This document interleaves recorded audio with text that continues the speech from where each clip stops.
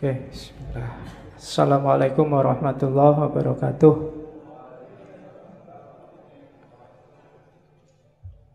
Bismillahirrahmanirrahim. Alhamdulillahi rabbil alamin. Wa bihi nasta'inu ala umurid dunya waddin. Allahumma sholli wa sallim wa barik ala habibina wa syafi'ina Sayyidina wa maulana Muhammadin wa ala alihi wa ashabihi ajma'in. Amma ba'du.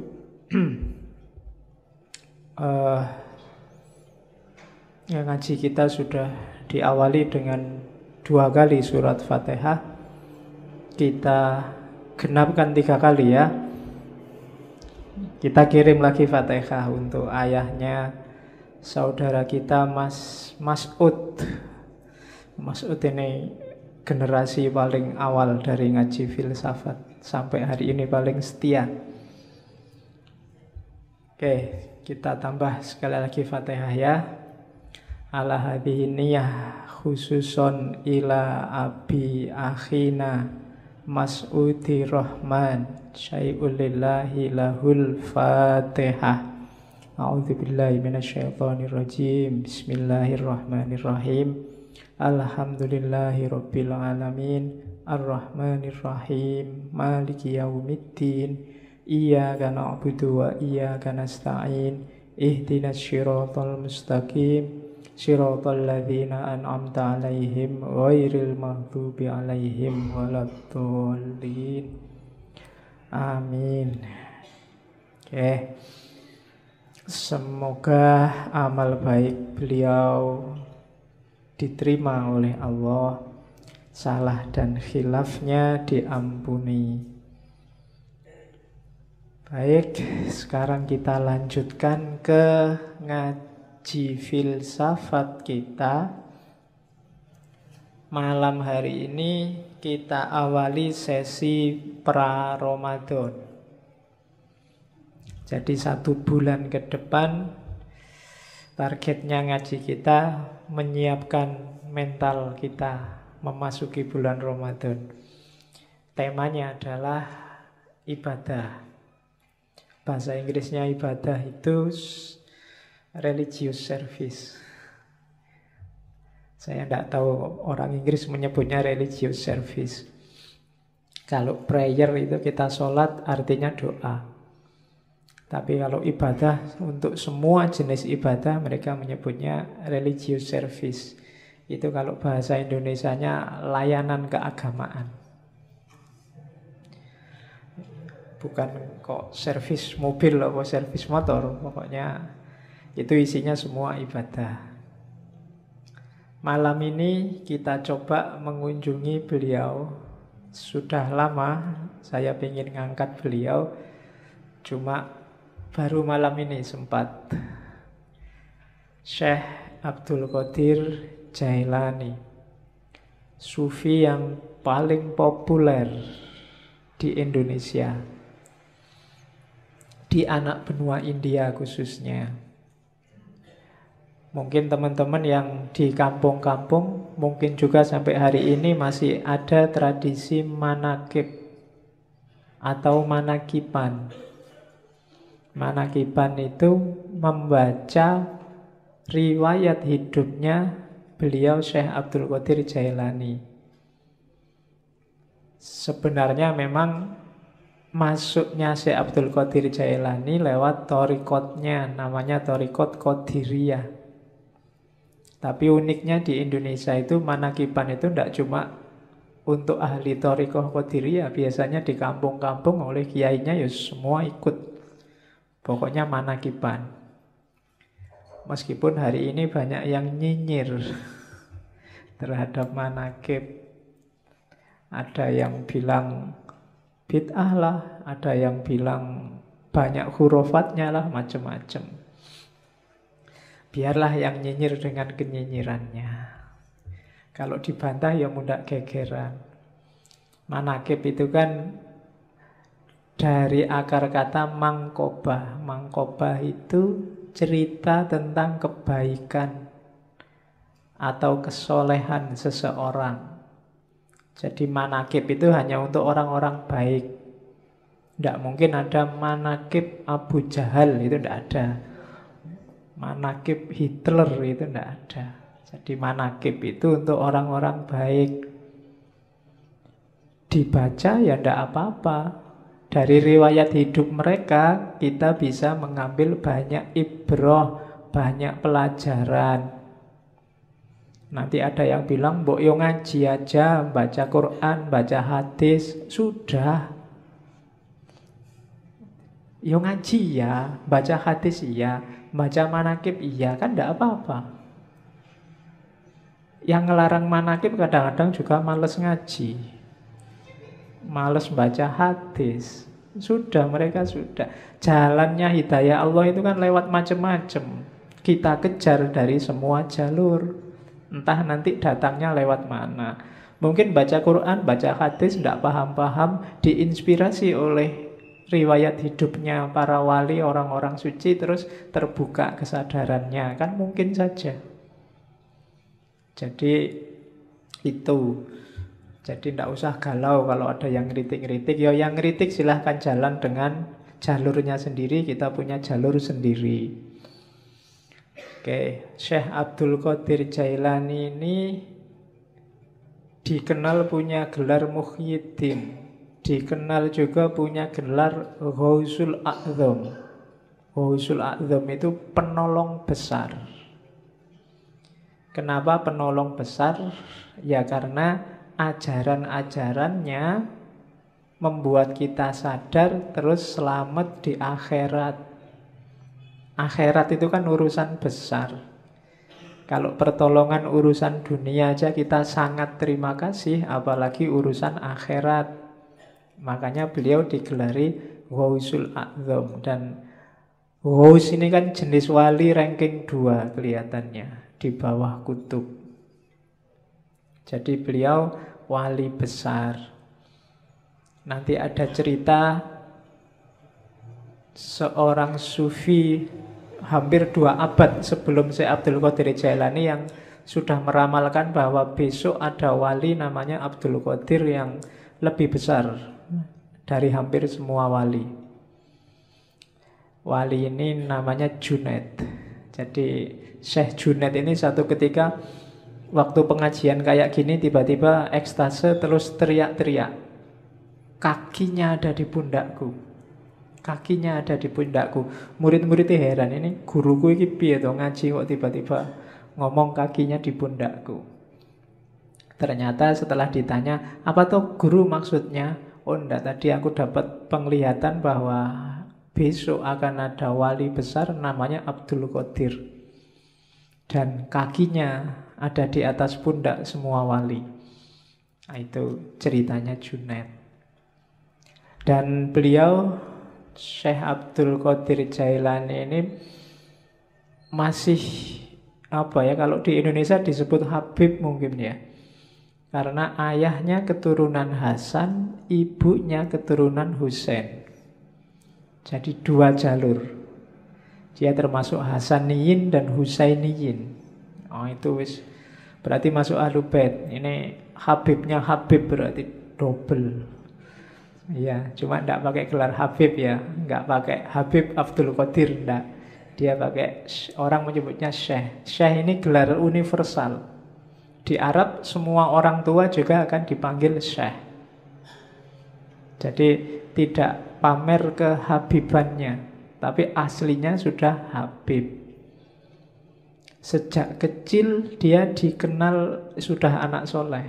Tidak ada fase nakalnya. Jadi sudah baik sejak kecil. Kan ada cerita sangat terkenal waktu dia masih sangat muda, umur belasan tahun, pingin nyari ilmu ke Baghdad. Ibunya yang janda saat itu susah melepas anak ini masih sangat kecil.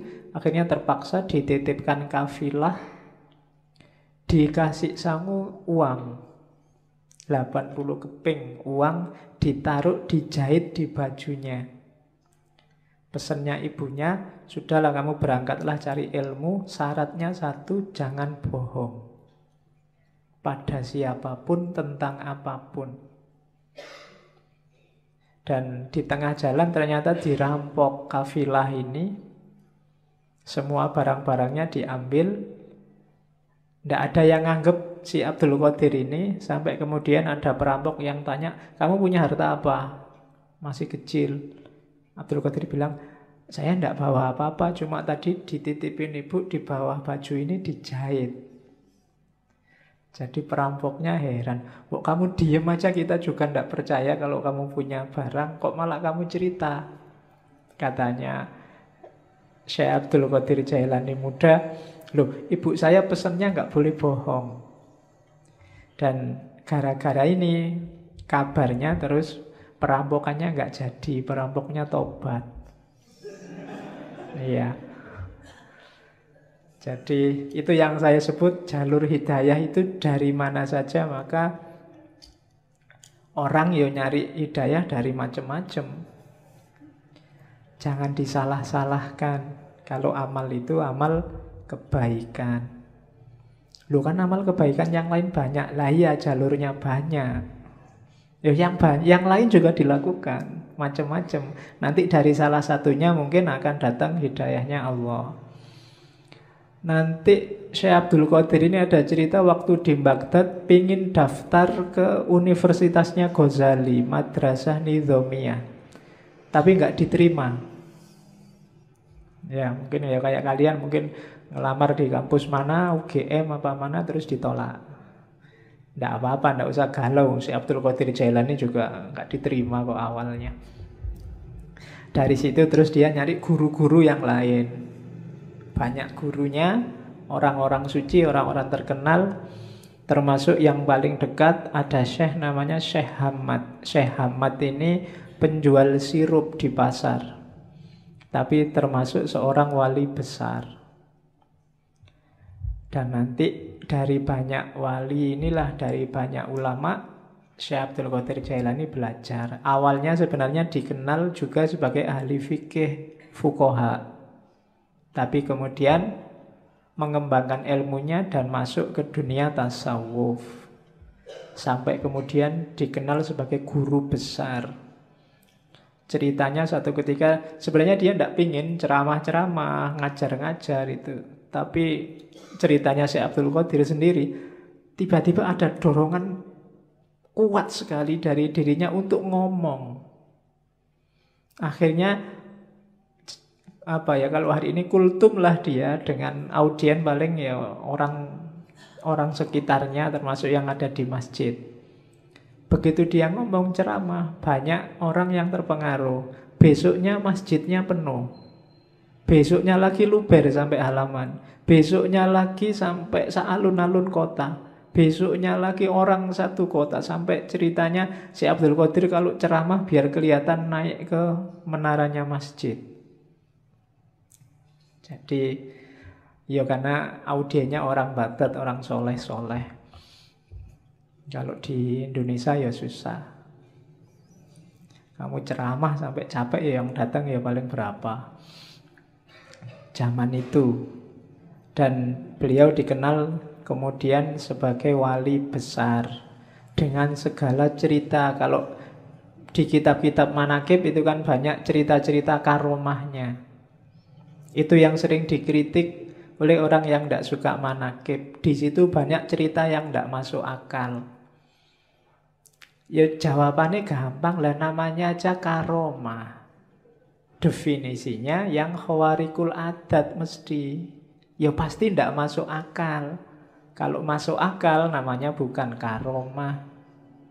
Kalau ndak aneh, ya namanya bukan karomah. Itu kan sebagai bukti antara lain untuk menguatkan kewaliannya. Sama kayak Nabi dengan mukjizat. Mukjizat ya pasti nggak masuk akal. Untuk Nabi namanya mukjizat, untuk wali namanya karomah. Jadi kalau ada orang mengkritik, di situ banyak peristiwa yang ndak masuk akal. Lah iya, makanya namanya karomah. Kalau masuk akal namanya peristiwa biasa. Jadi itu tentang manaqib. Kapan-kapan kita ngomong cara menyikapi kisah-kisah luar biasa. Kalau dalam tradisi antropologi namanya mitos. Ya kadang-kadang dipahami secara harafiah, kayak karomah tadi. Kadang memahaminya harus secara simbolik, kadang memahaminya harus secara eksistensial. Cuma ini kapan-kapan menjelaskannya, karena frekuensinya beda. Malam ini frekuensinya frekuensi yang melampaui akal. Jadi kalau bahasanya Hussein Nasr namanya intelijensi. Intelijensi itu lebih dari sekedar akal dan panca indera. Dunia tasawuf itu tidak sekedar sampai akal. Kalau hanya sampai akal ya lahirnya kayak filsafat barat. Tapi melampaui itu. Melampaui itu bukan nggak pakai akal. Iya pakai akal tapi tidak sekedar akal. Alatnya tidak cuma akal. Intuisi juga main. Insting juga main. Naluri juga main. Teks juga main, nas juga main. Jadi lebih kompleks. Itu yang terjadi di dunia tasawuf. Kalau dunia fikih fokusnya hanya teks. Kalau dunia filsafat fokusnya kebanyakan akal. Tapi di tasawuf semua dipakai. Itu yang bikin tasawuf agak rumit kalau dikaji. Oke. Syekh Abdul Qadir Jailani ini sebenarnya hobinya memang ilmu dan suluk.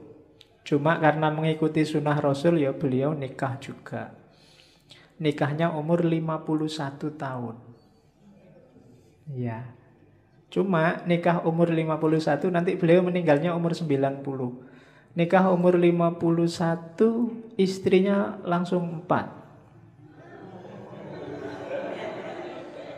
Iyalah, lo kan levelnya wali mesti banyak yang mau lah.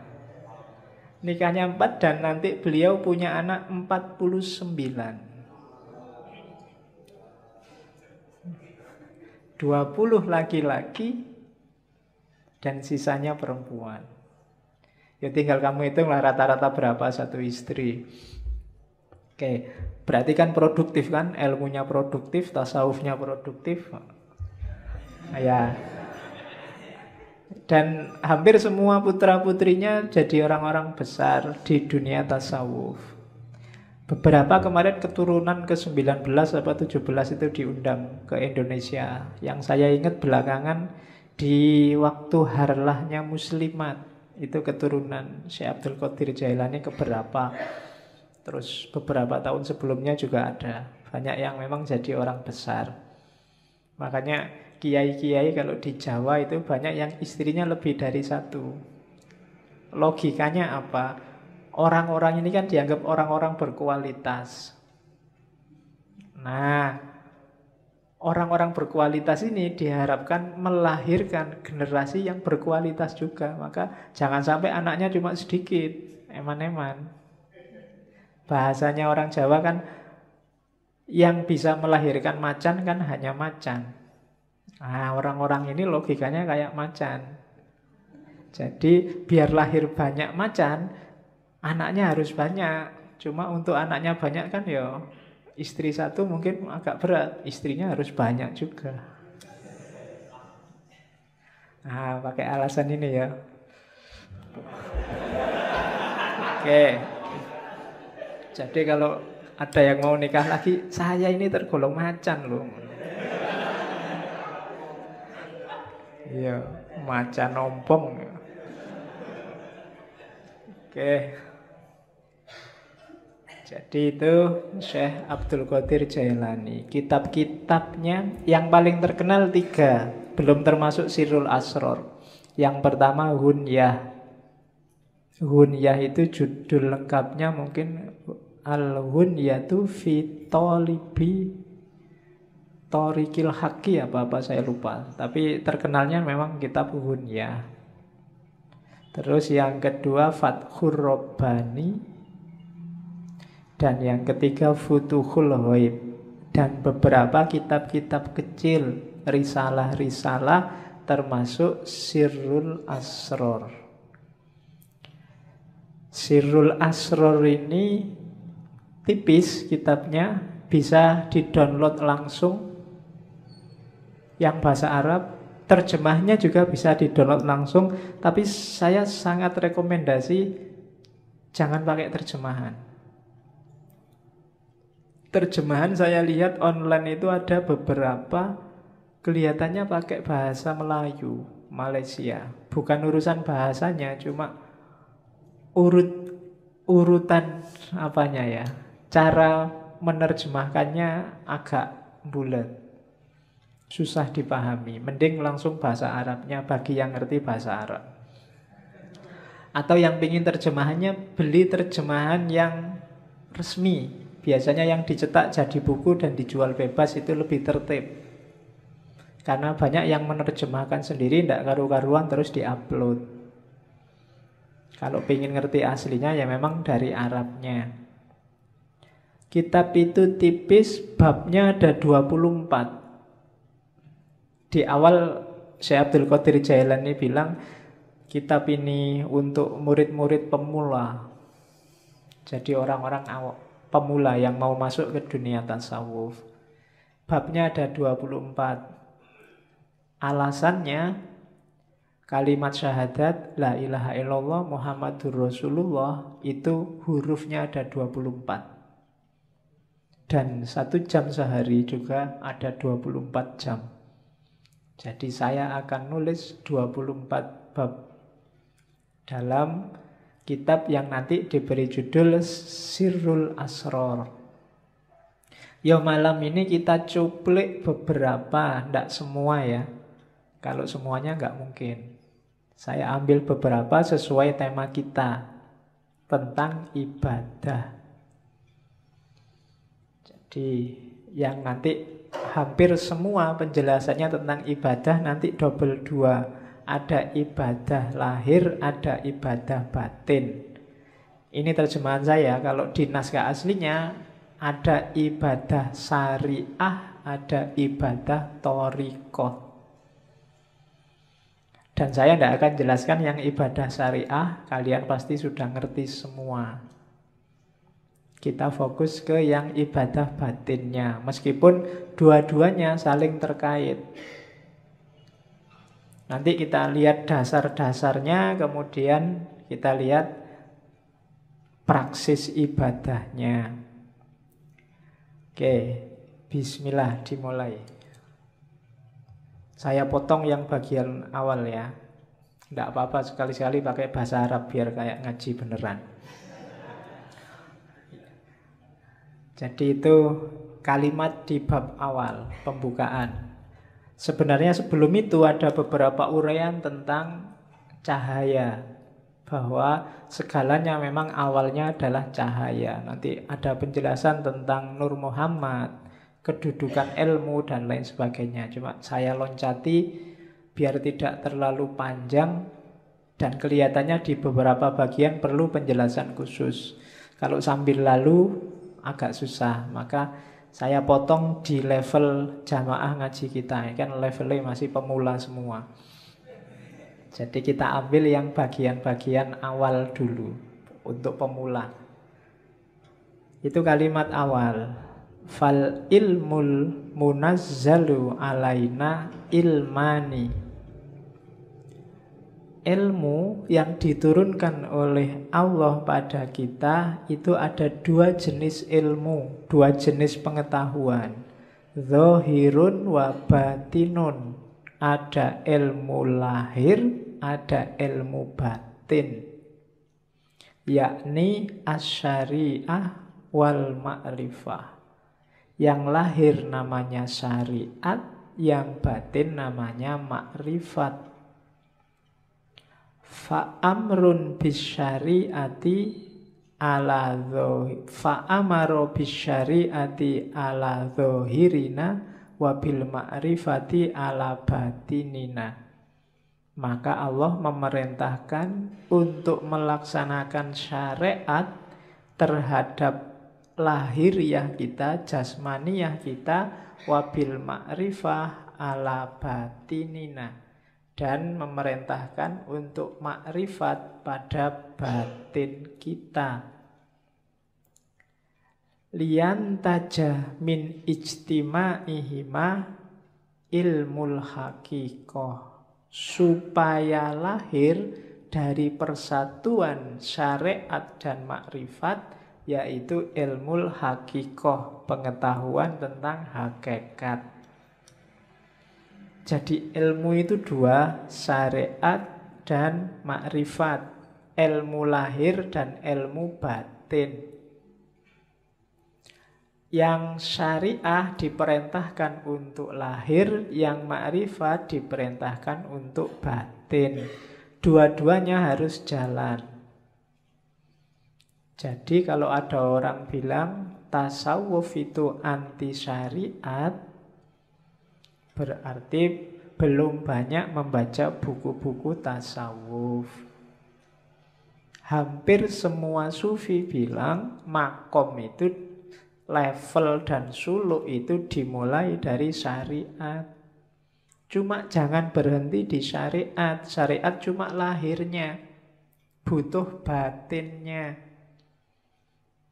Beliau menyebutnya makrifat.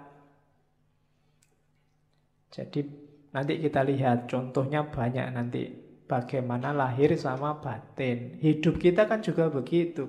Lahirnya ini ngaji, cuma kalau batinnya nggak beres, ngajimu nggak ada nilainya. Ngaji cuma pingin nonton santri yang putri-putri misalnya. Nah, itu kan nggak dapat apa-apa. Mumpung kelihatannya sekarang banyak putrinya berangkat. Beda kan, hasilnya beda. Kalau batinnya nggak beres, lahirnya juga nggak bernilai.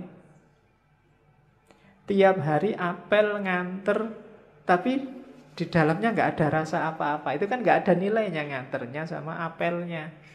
Nggak ada senengnya itu. Awalnya kan batin dulu, baru ada manifestasi lahirnya.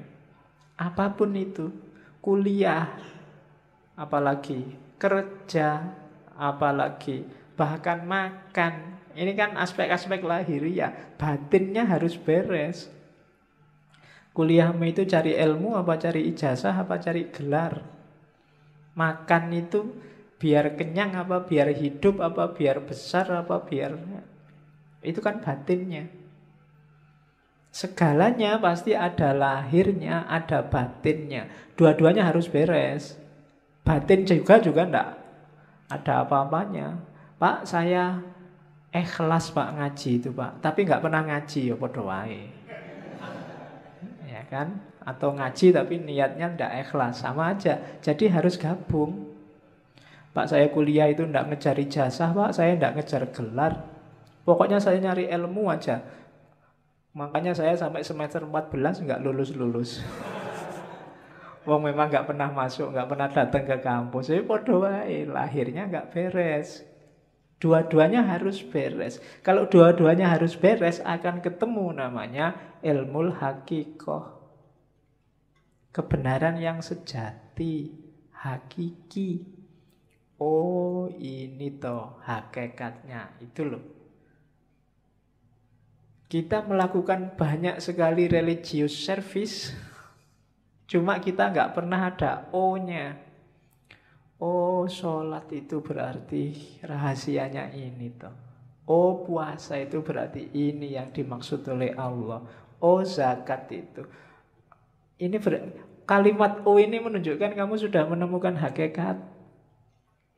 Jadi, oh, intinya ini ternyata yang tiap hari saya lakukan itu.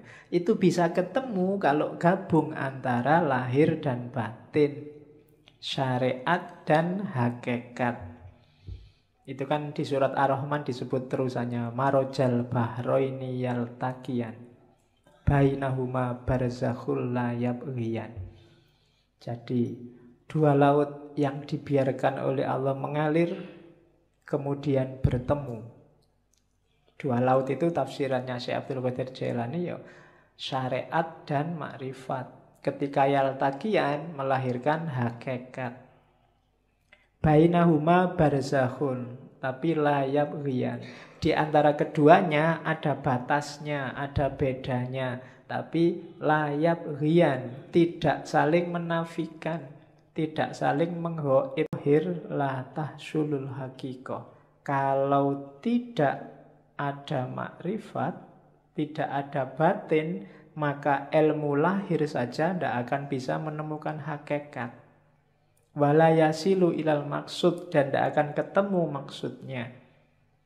Wal ibadatu, dan ibadah itu, wal ibadatu al kamilatu, yang sempurna, bihima, berdasarkan keduanya.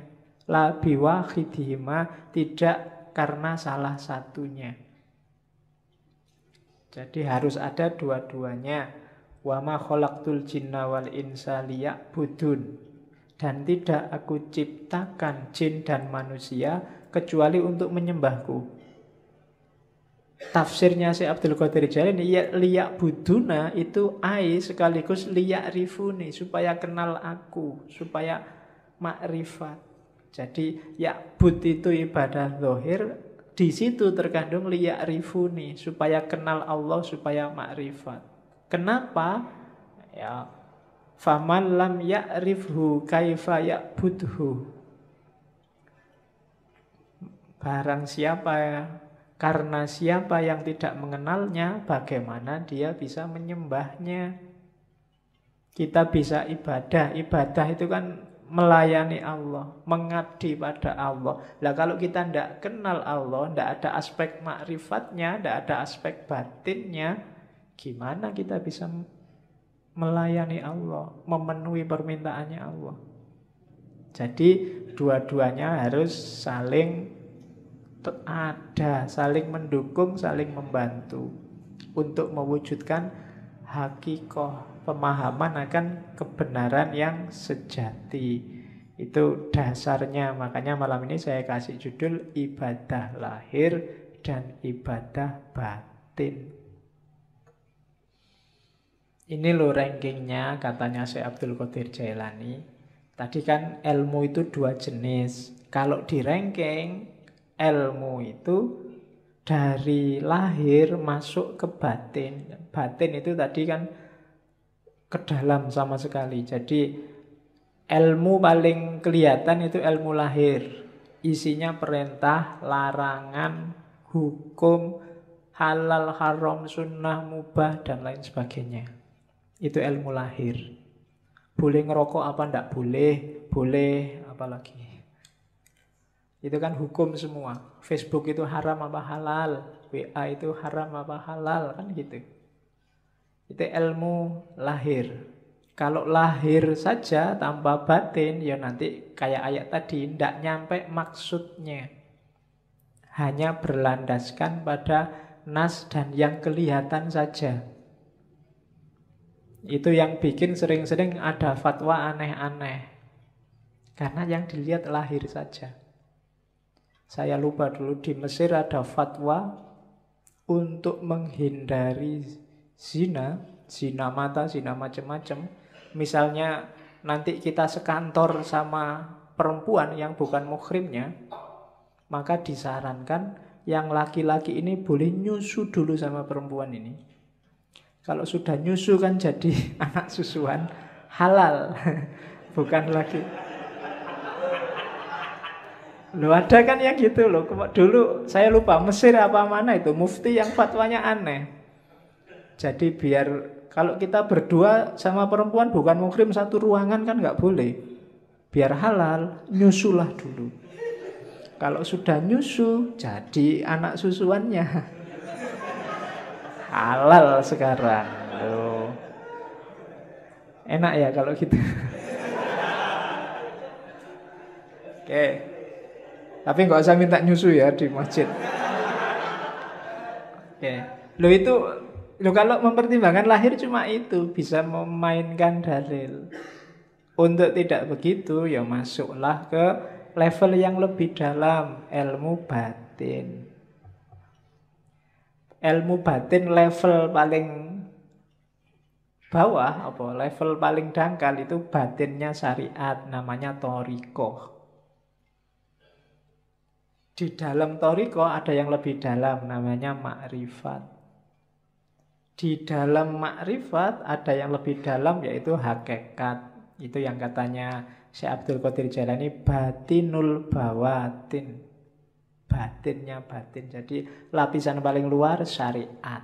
Lapisan di dalamnya toriko. Di dalam toriko ada makrifat. Di dalam makrifat ada hakikat. Jadi syariat itu perintah lahiriahnya.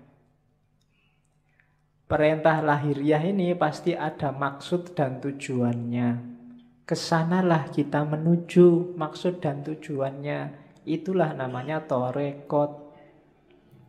Kalau kita menuju ke sana, kita akan menemukan pemahaman. Oh, rahasianya ini toh. Itulah makrifat. Kalau sudah gabung semua, syariat, torekot, makrifat, kita akan sampai pada makom namanya hakikat. Menemukan kebenaran yang hakiki dan sejati. Beberapa sufi menganggap makrifat sama hakikat ini satu level. Orang yang sudah ngerti hakikat, pasti dia makrifat. Orang yang makrifat, pasti kenal hakikat.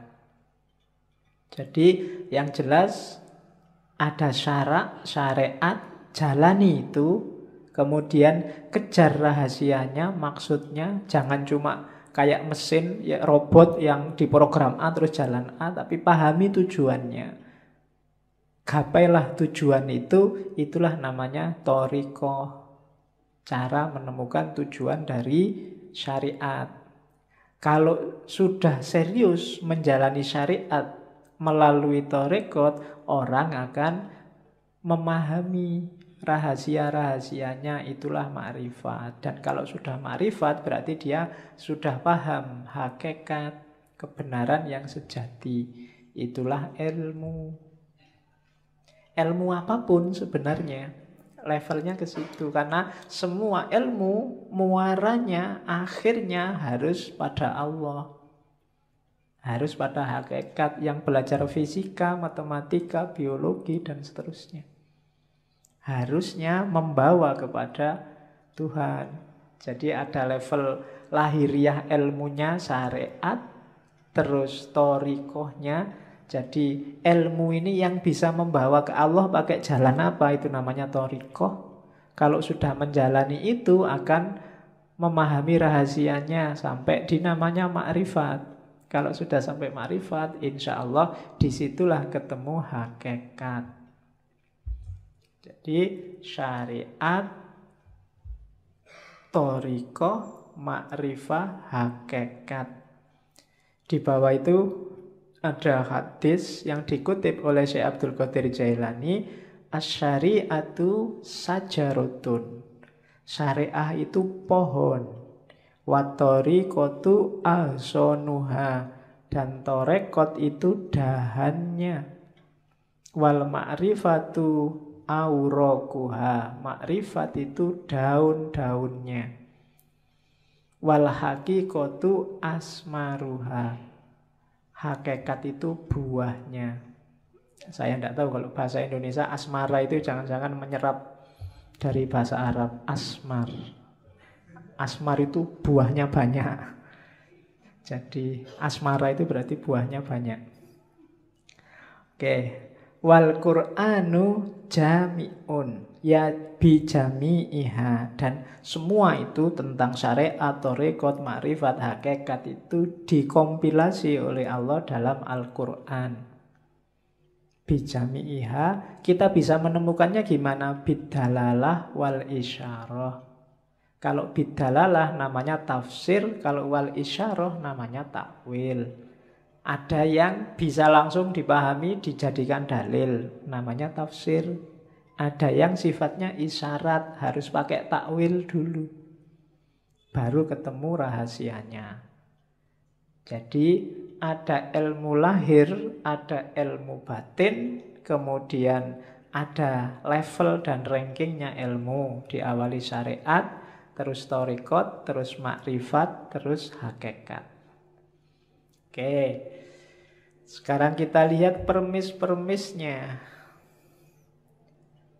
Berarti apa? Berarti ibadah itu dari syariat menuju hakikat.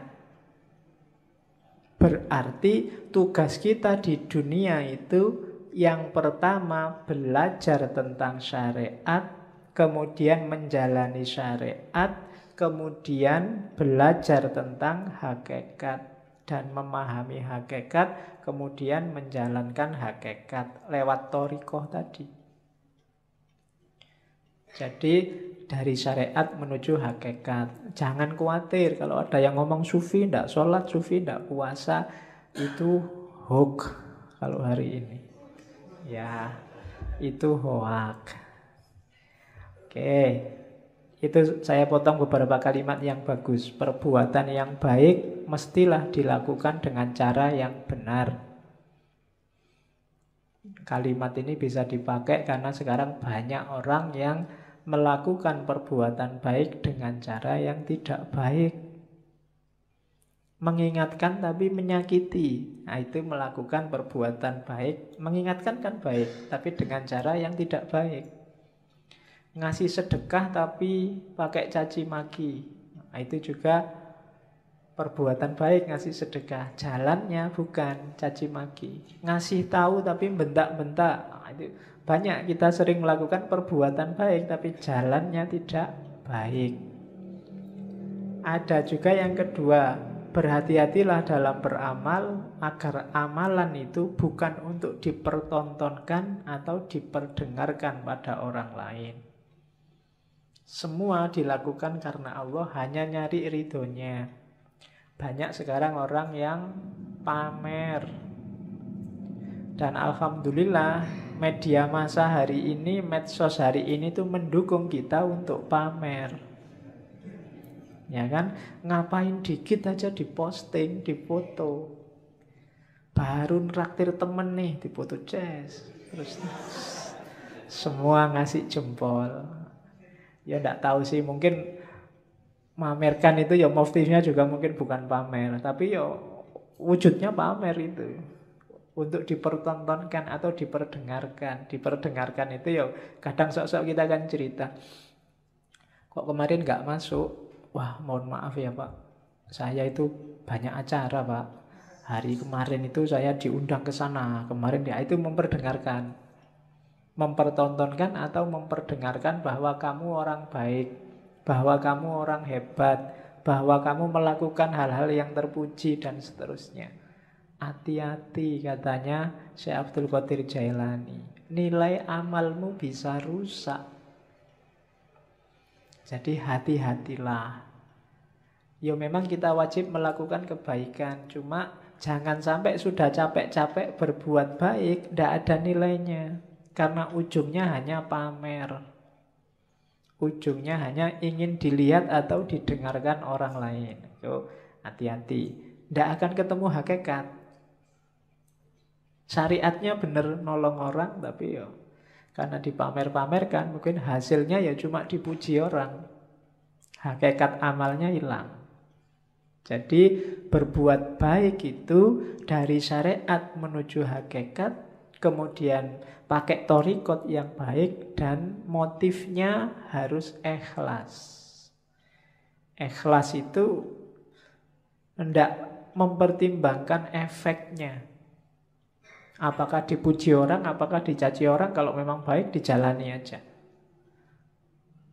Nah, itu rumusnya yang pertama untuk ibadah. Rumus kedua, untuk amalan kita bernilai, kita harus mau namanya tafakkur. Kenapa? Yo, kita itu manusia, sok-sok keliru, sok-sok salah, kadang-kadang tidak pas. Biar pas apa? Ya sering-sering kita renungi perbuatan kita sendiri. Tadi aku ngaji ngapain ya? Niatnya apa, yang dilakukan apa? Di kampus tadi ngapain aja ya seharian? Padahal aku punya tugas apa? Atau cuma ngobrol aja di kampus berjam-jam. Kemudian itu namanya tafakkur. Kalau malam sempatkan untuk tafakkur, katanya Syekh Abdul Qadir Jailani. Orang yang tidak pernah tafakkur itu tidak akan naik level. Kamu diceramai tiap hari, itu tidak ada gunanya kalau isinya ceramah tidak nyambung sama hidupmu sehari-hari. Untuk bisa nyambung apa? Tafakur. Tafakur itu kayak sistem itu mencocokkan kompatibilitasnya biar nyambung. Untuk hidupmu, misalnya tadi nasihatnya Syekh Abdul Qadir Jailani, jangan amal untuk pamer. Nah, itu kan kamu nyocokkan sama hidupmu. Kira-kira selama ini aku pernah pamer enggak ya? Pamer di mana ya? Motifnya memang pamer atau sebenarnya itu bukan pamer? Itu cuma tahadus bin nikmah. Wah, misalnya kamu kan sering begitu. Menceritakan kenikmatan, atau itu cuma alibi aja, janjinya ya pamer. Atau loh, itu namanya tafakur. Kamu mikir dirimu sendiri, peduli amat orang komentar apa, tapi sebenarnya itu. Nah, itu tafakur namanya. Dan orang berilmu yang suka tafakur ini kan nilainya di banyak hadis disebut lebih tinggi daripada ibadah. Di situ kalau di Syekh Abdul Qadir Jailani ada 3 jenis tafakur. Yang pertama apa? Merenungi sesuatu dan mencari sebabnya, mencari bagian-bagiannya sampai kemudian ketemu Allah. Aku bisa begini itu karena siapa ya? Ada peristiwa itu ditelusuri asal usulnya. Ya sih, semuanya memang skenarionya Allah. Tafakur yang semacam ini kayak ibadah 1 tahun, katanya Syekh Abdul Qadir Jailani. Yang kedua, merenungi perbuatannya, terus mencari akarnya. Dayaku dari mana, apa saja yang aku lakukan, cocok apa enggak sama kehendaknya Allah, dan seterusnya. Nah, merenung semacam ini nilainya lebih dari 70 tahun ibadah. Padahal umur kita berapa tahun? Paling 70 tahun pas, itu kayak seumur hidup ibadah terus. Yang ketiga, merenungi hikmah kebijaksanaan ilahi dalam segala hal, bahwa apapun yang ditetapkan oleh Allah, di situ ada ilmu, ada pelajaran, ada kebaikan. Jadi renungi segala peristiwa dan temukan hikmahnya. Ini bernilai lebih dari 1000 tahun ibadah. Cuma ya jangan dihitung besarannya ya, karena kamu itu sering pakai kalkulator. Iya, wah sudah 70 tahun ibadah toh Pak. Santai Pak, berarti aku bisa ngapain aja sekarang. Kan aku sudah tafakur, kan mesti gitu. Itu sebenarnya itu simbolik, isyarat dari Syekh Abdul Qadir Jailani bahwa itu loh besarnya pahala orang tafakur. Ada yang biasa, ada yang super, ada yang istimewa kayak martabak itu. Jadi ada yang level biasa pahalanya 70, ada yang pahalanya 1 tahun, ada yang pahalanya 100 dan 1000, malahan itu 1000 tahun loh. Itu tafakur, maksudnya keutamaannya. Jangan dihitung matematikanya. Itu nanti jangan-jangan kamu korupsi, Pak. Saya korupsi 1 juta. Yang 1 juta ini tak sodakohkan 100.000. Kan nanti dapat pahala 70.000 lipat. 70.000 kali 100.000, nah, hasilnya kan lumayan 70 juta. Dosanya sama pahalanya kan nanti menang pahalanya Pak. Berarti impas kita Pak. Kan? Ya. Itu namanya matematika. Itu yang bikin kadang-kadang para koruptor itu habis korupsi terus umroh. Ya kan? Sebelum korupsi umroh, setelah korupsi umroh. Kenapa? Karena perbuatan di antara 2 umroh ini diampuni 100%. Ya itu kamu sedang main matematika sama Gusti Allah. Emangnya Gusti Allah ndeso, nggak ngerti kalau buat abusi. Jadi itu tafakur dasarnya. Jadi ibadah, ya kamu jangan, Pak saya sudah bisa sholat kok Pak. Enggak, harus tafakur lagi. Sholatku sudah benar apa enggak? Kualitas sholatku zaman aliyah sama sekarang kira-kira semakin naik apa semakin drastis turunnya. Nah itu kan tafakur yang bisa. Ya ya dulu saya sholat itu lama loh, sekarang kok bisa cepet ya. Oh itu tafakur yang bisa. Kamu mikir, ini gara-gara aku semakin pinter, opo gara-gara cepet itu waktuku mepet, sibuk terus, apa gara-gara itu tafakur. Kadang-kadang kan memang semakin pinter orang, sholatnya semakin cepet. Ilmunya banyak masalahnya. Dia ngerti sela-selanya mana yang cuma sunnah, mana yang mubah, mana yang wajib. Karena sholat itu kalau diambil wajib-wajibnya saja, paling takbiratul ihram, fatihah, ruku, bahkan bacaannya aja kan sunnah. Yang penting ruku, terus sujud, cepat. Jadi nggak sampai 2 menit, 4 rakaat selesai. Wong apalagi diambil wajib, apalagi fatihahmu kan sering agak di-skip gitu kan. Tambah cepet ini. Ya kayak kamu nyetel video itu di fast forward, ada yang level 2, level 3 tambah cepet gitu. Untuk memperbaiki yang gini-gini ini kita butuh tafakur. Orang yang tidak mau menafakuri dirinya, kualitas hidupnya tidak akan naik. Yo gitu-gitu aja terus. Maka tafakur penting. Jadi rumus kedua sebelum ibadah, kita harus menetapi tafakur. Yang ketiga, fokusnya ibadah apa? Cinta ilahiyah. Cuma sebanyak apapun ibadah, kalau nggak sampai di terminal yang namanya cinta ilahi, itu biasanya cuma dapat capeknya. Untuk cinta ilahi apa? Rumusnya katanya, yo pelan-pelan katanya si Abdul Qadir Jailani. Yo ndak ujuk-ujuk kamu terus jadi wali terus dapat karomah gitu, ndak iso. Jadi pelan-pelan. Yang pertama apa? Diperangi dulu nafsu hewaninya. Nafsu hewaninya itu biasanya nafsu yang sebabnya kita sendiri, hasrat, keinginan dan seterusnya.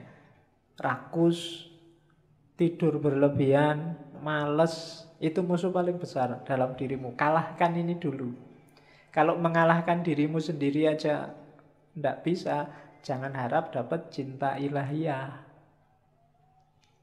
Kalau ini sudah menang kamu dari dirimu sendiri, rakus, malas, sudah menang, jadi sudah hilang kualitas. Baru kalahkan sifat sabu'iyah. Sabu'iyah itu sifat kebuasan. Biasanya keluar, kalau itu tadi kan ke dalam. Marah, mencaci maki orang, bikin susah orang lain, ambisi menjatuhkan orang lain, itu sifat hewan buas. Kalahkan juga yang ini. Cuma ini nggak akan bisa dikalahkan kalau sebelum diri kita sendiri kalah. Kita taklukkan, kita kuasai. Jadi rakus, tidur, males, taklukkan itu. Setelah itu taklukkan yang hubungannya sama di luar dirimu. Dan yang ketiga, bersihkan dari semua sifat jahat, angkuh, sombong, iri, dendam, tamak. Buang itu semua. Baru setelah itu kita bisa bersih. Bahasanya kita bisa sadar. Sebelum itu semua kalah, kita tidak akan sadar bahwa kita itu keliru, kita itu salah, kita itu juga berdosa. Cuma sadar saja masih belum cukup. Kita harus naik kelas, kan begitu. Kalau dalam sufi ada taholli, bersihkan dirimu, terus tahalli, isilah dengan yang bagus-bagus, akan mengalami yang ketiga tajalli, menemukan hakikat tadi. Jadi bersihkan semua karakter jelek, isi dengan yang bagus-bagus, kita akan dapat cinta ilahi. Kalau dibersihkan saja, nggak diisi yang bagus-bagus, ya levelnya masih belum. Jadi masih hanya bersih dari dosa. Oke, jadi setelah itu, setelah bersih, baru naik tangga menuju hakikat tadi. Dari situ akan dapat namanya cinta ilahiyah. Cinta ilahiyah itu kita jatuh cinta pada Allah dan Allah juga jatuh cinta pada kita. saling mencintai. Hari ini masih belum, hanya Allah saja yang jatuh cinta pada kita. Kita belum mencintai Allah. Berpuluh-puluh tahun kita jual mahal sama Allah. Padahal apa-apa yang ngasih Allah. Itu kan kayak kamu pacaran, sudah ditraktir tiap hari, diantar jemput tiap hari, masih aja jual mahal. Itu kurangnya apa Allah sama kita belum masih cinta sama dia belum. Padahal kita tiap hari minta, berdoa itu kan minta sama Allah. Tapi disuruh membersihkan diri nggak mau. Alamatnya kita memang belum jatuh cinta sama Allah. Jadi kasihan Allah bertepuk sebelah tangan cintanya. Karena kamu cuekin dia. Untung Allah itu cintanya sejati sama kita. Jadi ndak mutung, ndak patah hati, terus kamu ditinggal, ndak. Kamu ditunggu sampai kamu jatuh cinta padanya. Ya, cuma kamunya jual mahal. Saya ndak tahu kapan kamu sadar bahwa terlalu mahal kamu menjualnya sama Allah. Turunkan dikit lah harganya. Oke, ya kan? Apel sehari 5 kali. Itu pun waktu apel kamu cuek. Bayangkan loh, kalau kamu punya pacar terus pacarmu apel tapi pacarmu cuek. Diajak ngomong tapi pikirannya kemana, lihat kemana-mana, tidak fokus sama yang diajak ngomong, itu kan tidak enak. Dan tiap hari Allah kamu gituin. Waktu kamu sholat pikiranmu kemana-mana, tidak merasa sedang berhadapan dengan dia. Itu kalau manusia biasa sudah nangis-nangis itu. Sudah minta putuskan saja aku sedikit.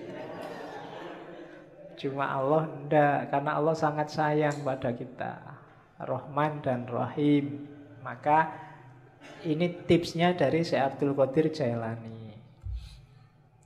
Terus setelah itu rumusnya apa? Untuk ibadah wujudkan tasawuf, untuk menggarap batinnya. Ini juga ada di Sirul Asror. Tasawuf itu apa? Tasawuf itu kan dari 4 huruf. Ta, sod, wawu, sama fa. Taknya itu taubat, perbaikan diri di level apapun, awalnya harus taubat. Taubat itu menyesali kesalahan yang lama, kemudian membangun diri dengan perbuatan-perbuatan yang baik. Itu taubat, harus taubat dulu.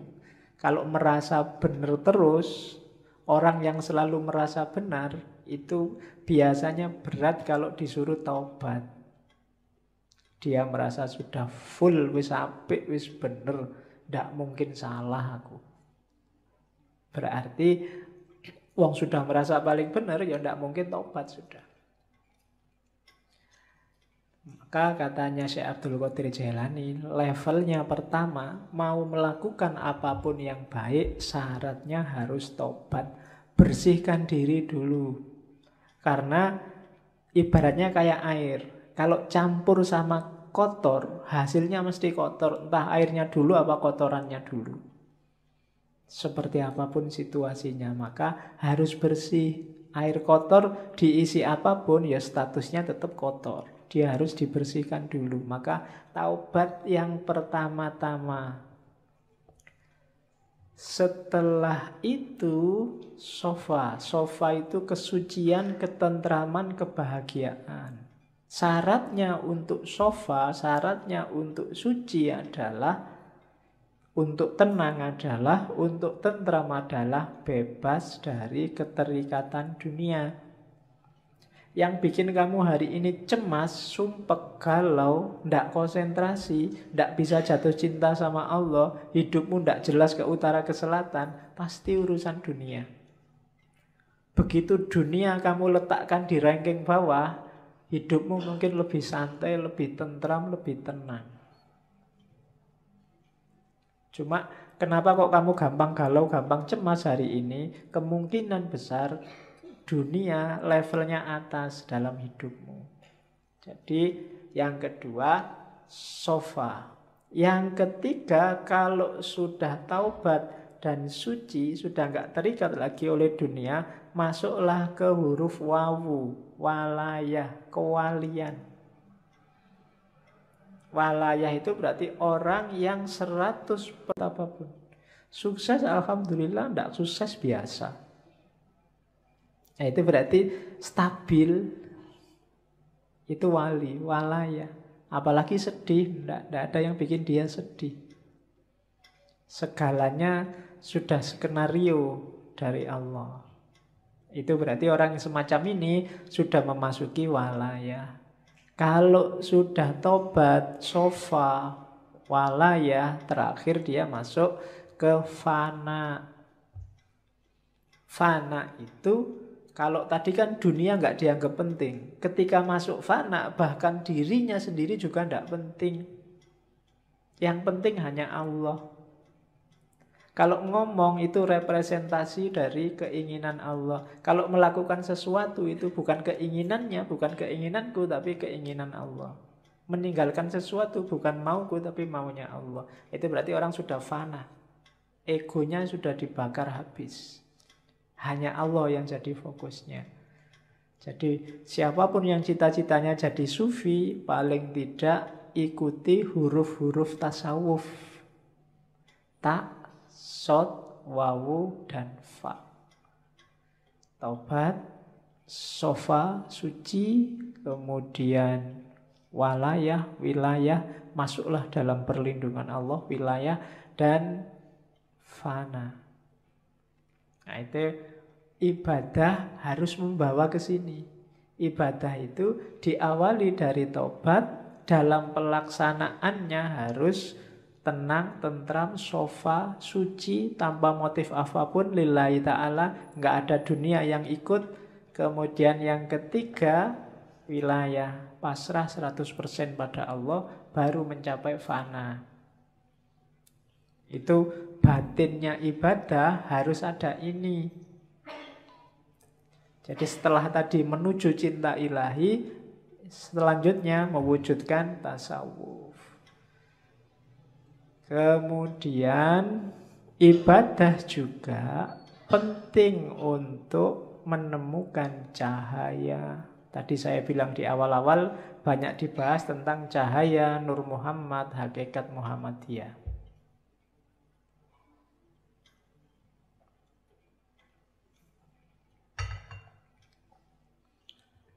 Yang ingin mengerti Nur Muhammad, hakikat Muhammadiyah, didengarkan ulang aja rekaman waktu Ibnu Arabi. Di semua sesinya, di ngaji sebelumnya banyak sudah ngomong itu. Cuma malam ini sengaja nggak saya ulang karena Syekh Abdul Qadir Jailani insya Allah beberapa kali masih akan kita kaji. Entah di sesi tema apa. Malam ini kita fokus ke ibadah. Jadi ibadah juga satu jalan untuk menemukan cahaya.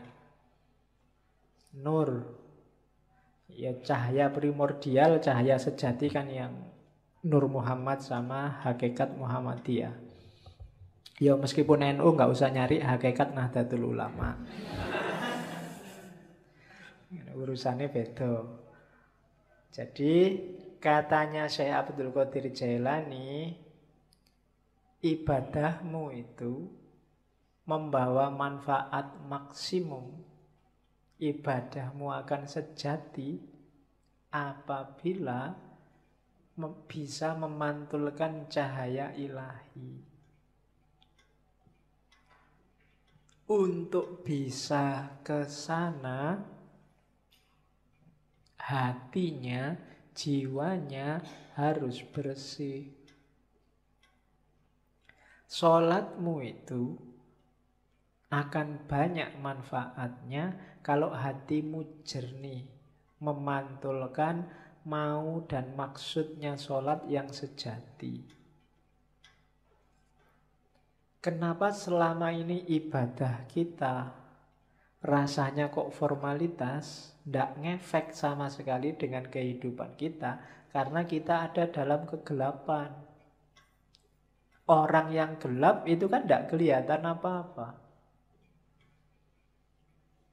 Sejatinya yang dia lakukan dia tidak paham, hakikat yang dia pahami, yang dia jalani juga dia tidak ngerti. Kenapa begitu? Karena hatinya gelap.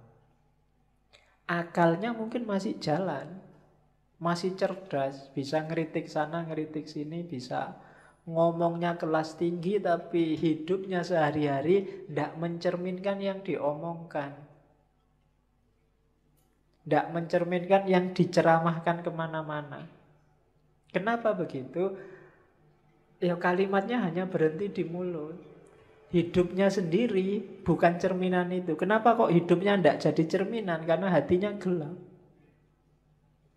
Menangkapnya pakai akal dia canggih, tapi menangkap pakai hati tidak bisa. Kenapa? Hatinya gelap. Nah, maka di antara syaratnya ibadah, biar maksimum manfaatnya, singkaplah kegelapan hati. Bersihkan hatimu. Kalau katanya Ghazali, kotorannya hati itu kayak satu titik kotor di kaca. Kalau masih awal-awal, segera kamu bersihkan, mudah. Tapi kalau kamu biarkan lama, apalagi terus ditambah kotoran lagi, tambah kotoran lagi, lama-lama gelap dan membersihkannya susah. Akhirnya yang gelap pun kamu anggap terang, karena kamu nggak pernah ngerti terang.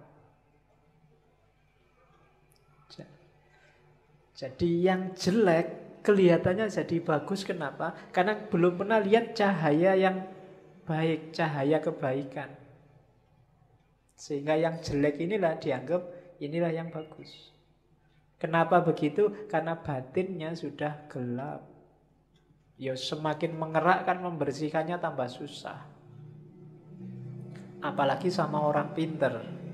Orang pinter itu barang salah dia bisa muter-muter jadi benar. Sudah jelas-jelas ada buktinya, kadang-kadang ada CCTV-nya, masih bisa bikin alasan biar benar. Itu jagonya akal. Menunjukkan canggihnya akal, tapi sekaligus menunjukkan gelapnya hati. Hati itu tidak bisa dibohongi. Hati itu kalau salah dia akan bilang salah, kecuali dia sedang gelap. Kalau dia sedang gelap, ya dia tidak bisa melihat mana yang sejati. Nah, hati yang gelap itu terhijab oleh amal-amal buruk. Membersihkannya gimana? Ya agak susah memang, tapi katanya Syekh Abdul Qadir Jailani, ayo diupayakan. Yang pertama apa? Cari pengetahuan. Ilmunya harus banyak dulu. Ilmu apa? Ya yang berhubungan dengan pembersihan batin tadi. Cari ilmunya dulu, jangan ngawur. Nanti membersihkan hati pakai paranormal. Membersihkan hati pakai apa? Enggak. Pengetahuan dulu, cari ilmunya dulu. Kalau sudah dapat ilmu, diamalkan ilmunya dengan usaha, dengan keberanian. Tidak ada gunanya ilmunya numpuk, ngaji sampai sesi 140 sekian, tapi tidak ada satupun yang diamalkan. Hidupmu tidak naik-naik kualitasnya. Ada pengetahuan, amalkan. Setelah itu, gunakan ilmumu untuk menaklukkan egomu. Tadi, menaklukkan dirimu. Dirimu harus ada di bawah kendali hati yang jernih, yang bercahaya. Akalmu jadikan pendukungnya. Akal ini bisa dibawa ke utara, bisa dibawa ke selatan. Akal ini pasukan yang paling kuat. Kalau kamu pakai mendukung kebaikan, ya dia kuat. Kamu pakai mendukung kejahatan, dia kuat juga. Anggota DPR itu orang pinter-pinter semua. Dan akalnya bisa kompak untuk mendukung sesuatu yang jane ya wis kelihatan keliru. Tapi bisa dibikin argumen macam-macam seolah-olah benar. Itu akal. Sebentar lagi mungkin perang Korea sama Amerika. Banyak yang tidak setuju perang. Antara yang setuju perang dan yang tidak setuju perang punya argumen semua, masuk akal semua. Itu akal. Kemarin waktu Pilkada Jakarta, yang pro Ahok pakai akalnya juga, yang anti Ahok pakai akalnya juga. Itu akal. Maka akal itu tergantung dia dibawa kemana. Yang bisa menemukan yang sejati itu hati, kolbu. Cuma kolbu yang bisa menangkap cahaya. Karena dia tidak mencari keluar tapi memantulkan yang di dalam.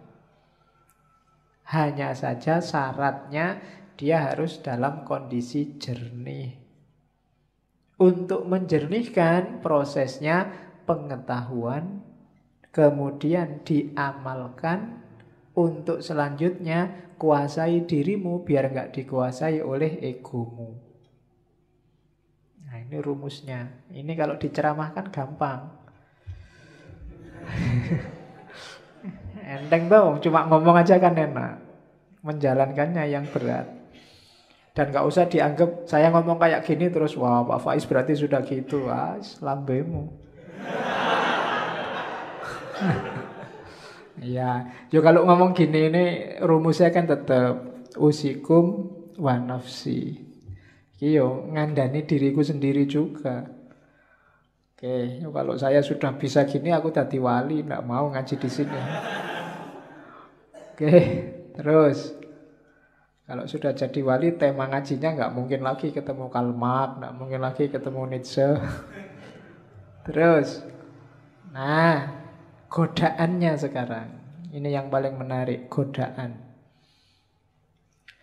Oke ya.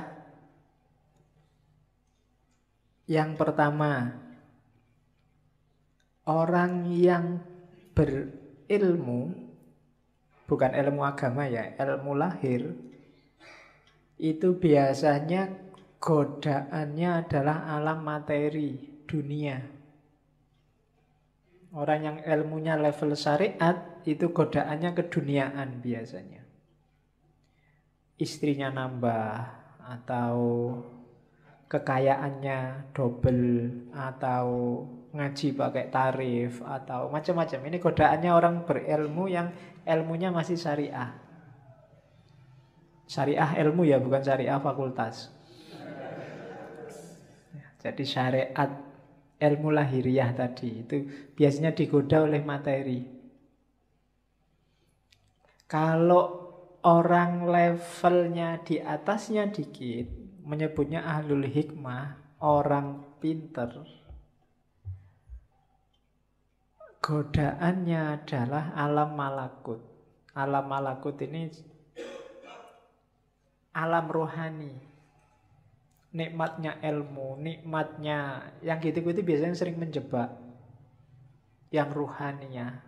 Kalau orang setengah jalan sufi itu kan juga masuk orang bijaksana. Itu biasanya godaannya karomahnya. Bisa apa dikit sudah bangga, sudah sombong. Baru ngerti dikit, baru ngaji 1-2 kali ngerti apa-apa merasa wis pointer. Nah itu godaannya orang bijak. Jadi biasanya tergoda oleh alam malakut, dunia abstrak, dunia metafisik.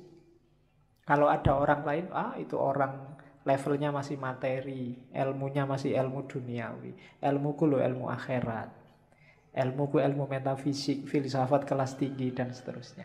Itu godaannya orang pinter. Godaannya ahli hakikat itu sifat-sifat ilahiyah. Membanggakan dirinya sendiri. Aku kok bisa kayak gini ya. Berarti ini rasanya ekstase itu. Orang lain belum ngalami, aku sudah ngalami. Itu godaannya sudah. Terjatuh dalam kesombongan, kebanggaan diri. Sama. Jatuhnya juga pada egonya. Jadi yang satu digoda oleh materi, yang satu digoda oleh metafisik, alam malakut, dan yang satu digoda oleh sifat-sifat ketuhanan. Sifat ilahi. Jadi orang baik terus kagum. Kok bisa ya aku sedermawan ini? Itu penyakit sudah.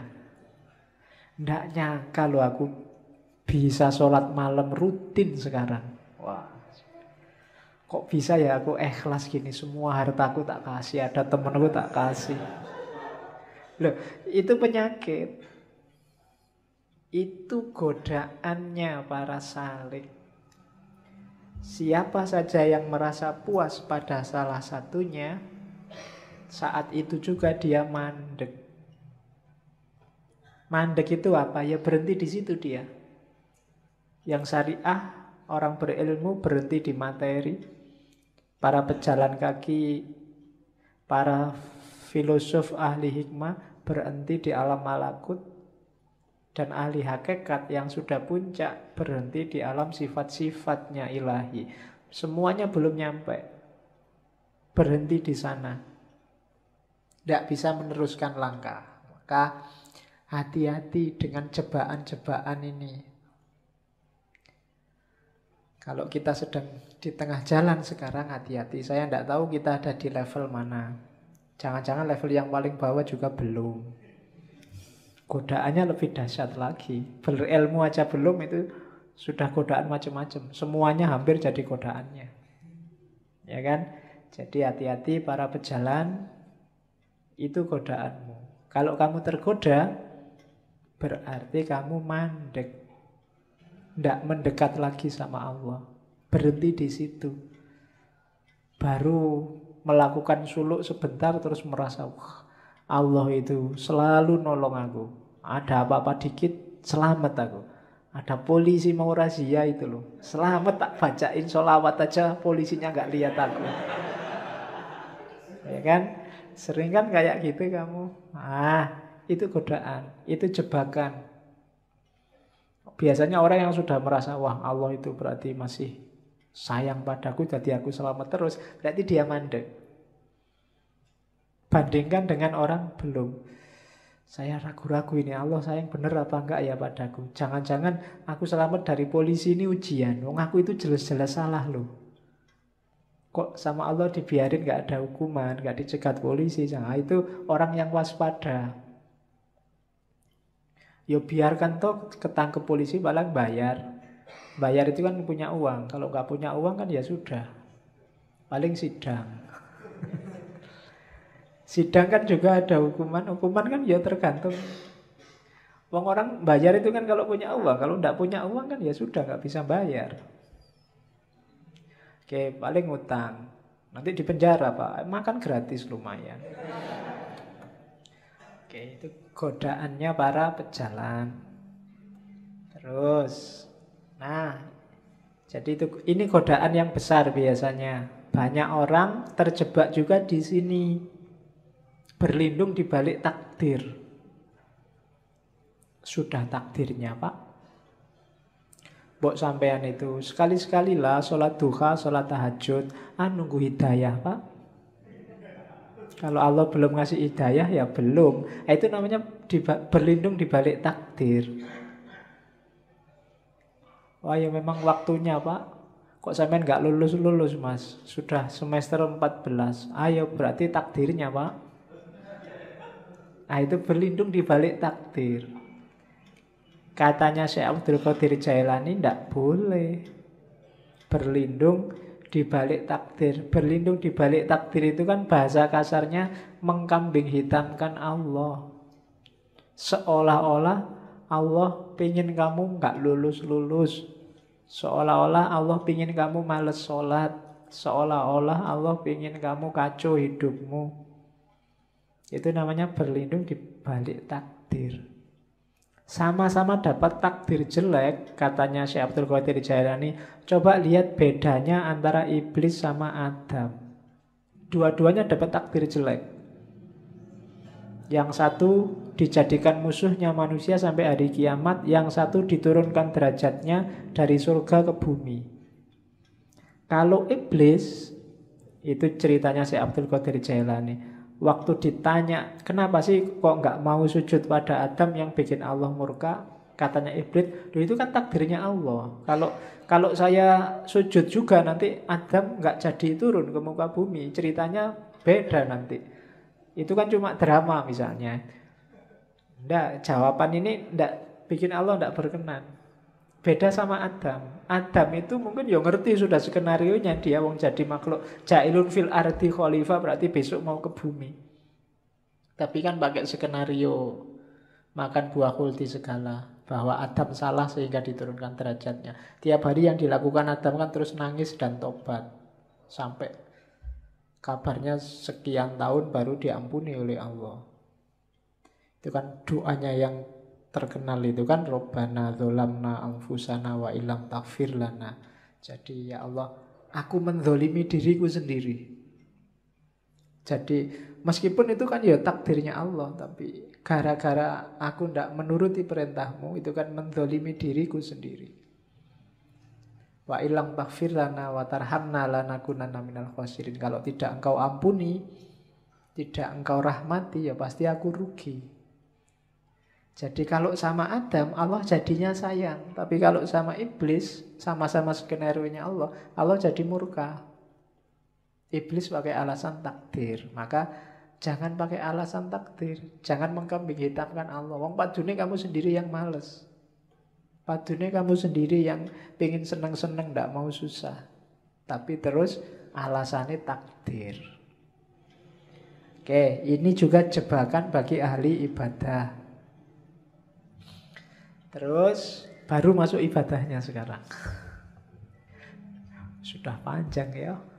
Lah namanya sak kitab. Yang pertama syahadat. Syahadat itu ya kesaksian, diucapkan lewat mulut, diyakini lewat hati, dan diinternalisasi dalam kehidupan sehari-hari. Tidak boleh hanya mulut saja. Oh, saya sudah syahadat loh Pak. Tidak, bukan itu. Kalau ada orang diskusi, wah kamu sudah kafir, sekarang harus syahadat lagi. Itu syahadat mulut itu namanya. Kafirnya juga mungkin hanya kafir di mulut. Tidak hakiki. Syahadat yang hakiki itu apa? Kalau di Sirul Asror ada 12 kualitas diri yang harus dimasukkan dalam hidup kita paling tidak. Ada la ilaha illallah, ada Allah, ada Hu. Ini yang sering ditanyakan orang. Saya banyak ditanya tentang Hu ini. La ilaha illallah itu level awal. Hidup kita itu kan variabelnya banyak. Level takholli itu la ilaha illallah. Buang semua, sisakan Allah saja. Kalau kita sudah sukses dengan membuang segala yang bukan Allah, baru masukkan Allah. Makanya wiridnya Allah, Allah, Allah. Kalau level Allah kita semakin naik, kesadaran kita semakin tinggi. Kalau masih Allah itu kan seolah-olah ada makhluk di dunia ini, terus ada Allah di sana yang namanya tiap hari kita sebut. Tapi begitu kita sadar bahwa ya semua yang ada di alam semesta ini manifestasi, tajalli dari keberadaan Allah, akhirnya tinggal Hu. Hu itu dia. Bahasa Arab dari huwa. Di mana-mana ada dia. Maka wiridnya tinggal Hu. Itu juga masih berjarak, nanti pada puncaknya sudah tidak ada kalimat lagi. Jadi ada Allah, awalnya la ilaha illallah, terus Allah, terus huwa, dia.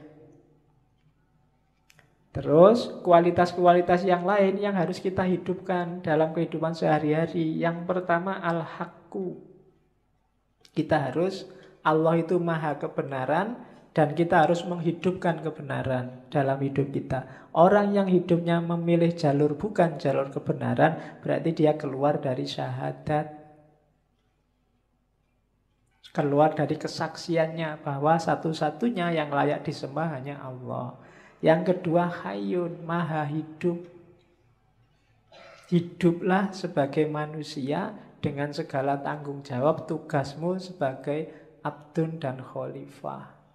Qayyum, maha tegak, maha berdiri. Qahar, maha menaklukkan. Fattah, fattah itu pembuka. Wahhab, maha memberi. Ini dalam hidup kita sehari-hari, dasarilah dengan ini.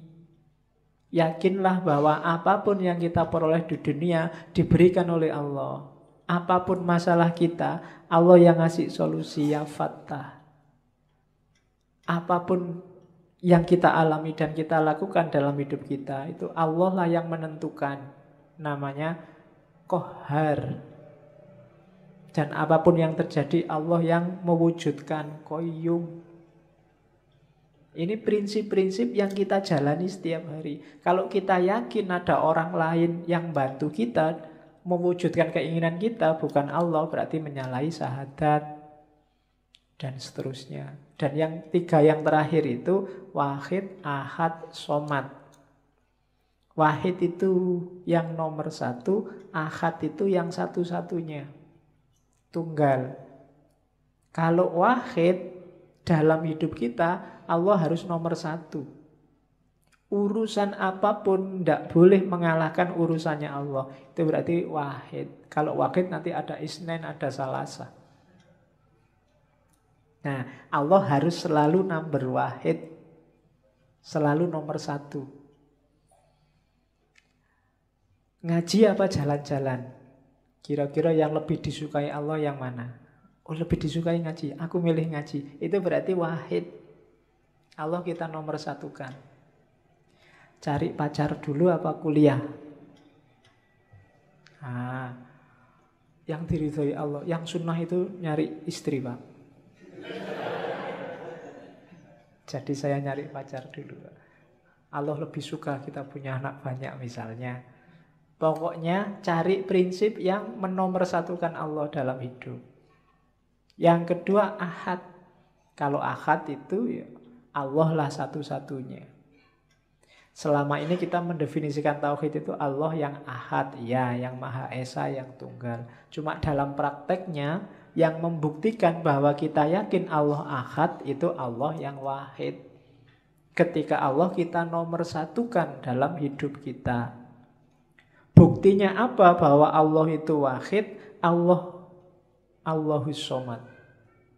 Qul huwallahu ahad, Allahus somad. Buktinya Allah ahad itu Allah wahid. Buktinya Allah wahid, Allah somad. Allah satu-satunya tempat kita bergantung. Jadi satu-satunya tempat kita bersandar itu Allah. Itu baru kita syahadat beneran. Kita tidak menggantungkan diri pada ijazah, pada IP, pada gelar, pada uang, pada jabatan, pada pekerjaan. Allah saja tempat kita bersandar. Itu berarti Allahus Somad. Ini kualitas syahadat nomor satu. Mengucapkan syahadatnya gampang, cuma implikasi dan konsekuensinya panjang. Kalau sekedar asyhadu alla ilaha illallah wa asyhadu anna Muhammad Rasulullah saja gampang.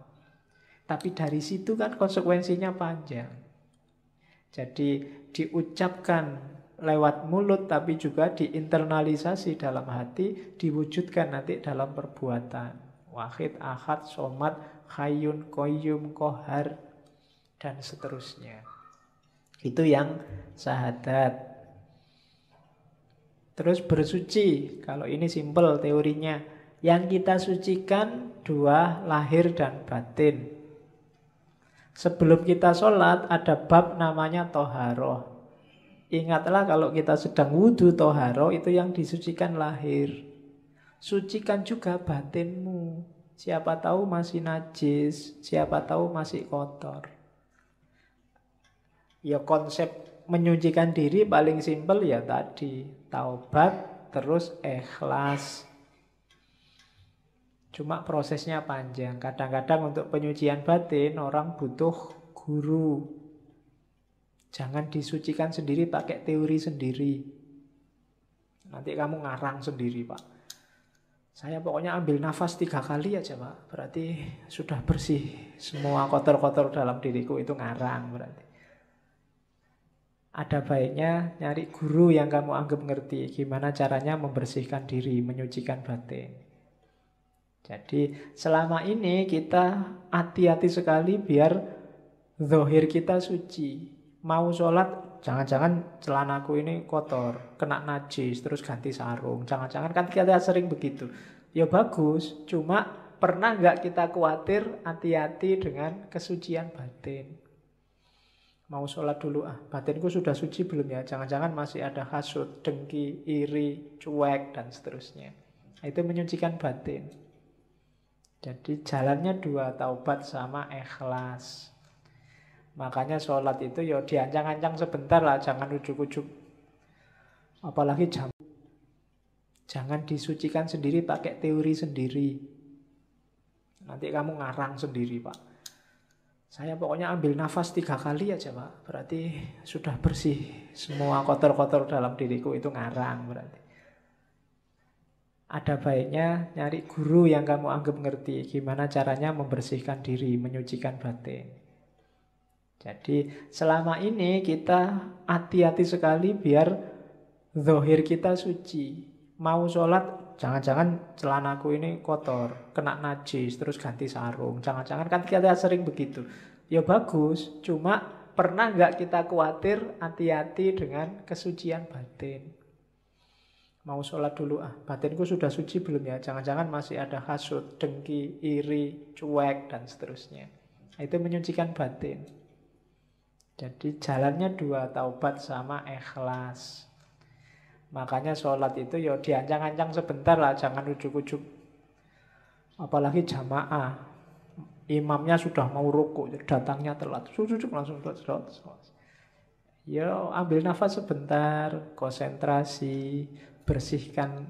Kalau lahir kan sudah, bersihkan batinnya. Sadari bahwa ini sedang berhadapan dengan Allah loh. Ya ndak usah tegang. Tapi juga kalau bahasa agama itu kan sholat itu rumusnya 2. Khudu' sama khusyuk. Khudu' itu aktivitas fisiknya, khusyuk itu aktivitas batinnya. Jadi khudu' itu tunjukkanlah bahwa ini sedang sholat, sedang berhadapan dengan Allah. Jangan bikin gerakan aneh-aneh, jangan mengucapkan yang aneh-aneh. Itu yang oleh para ahli fikih dirumuskan macam-macam. Ada yang tidak boleh gerak 3 kali, tidak boleh macam-macam, itu sudah. Itu dari para ahli fikih. Intinya apa? Fisiknya harus khudu', tunduk, menunjukkan sedang berhadapan dengan Allah. Ya mungkin logikanya kalau sudah gerak 3 kali berarti sudah nggak konsen sudah. Cuma ya nggak harus diartikan letter luck, nanti bingung. Kadang-kadang digigit nyamuk tek, terus kamu pun 1, 2, 3. Wih sudah 3. Bingung kamu ini. Ini saya balik ke sini 4, gagal sholatnya. Tapi kalau nggak balik gimana? Masa gini terus? Oh, itu namanya kaku. Ya khudu lah sepenting. Ya gerak langsung gini kan nggak apa-apa. Asal geraknya nggak gini-gini dulu, apa gini-gini dulu. Ya. Ternyata nggak apa-apa, harus 3 gini-gini dulu ya enggak. Itu namanya nggak khudu. Jadi asal khudu sama khusyuk. Oke, itu untuk penyucian.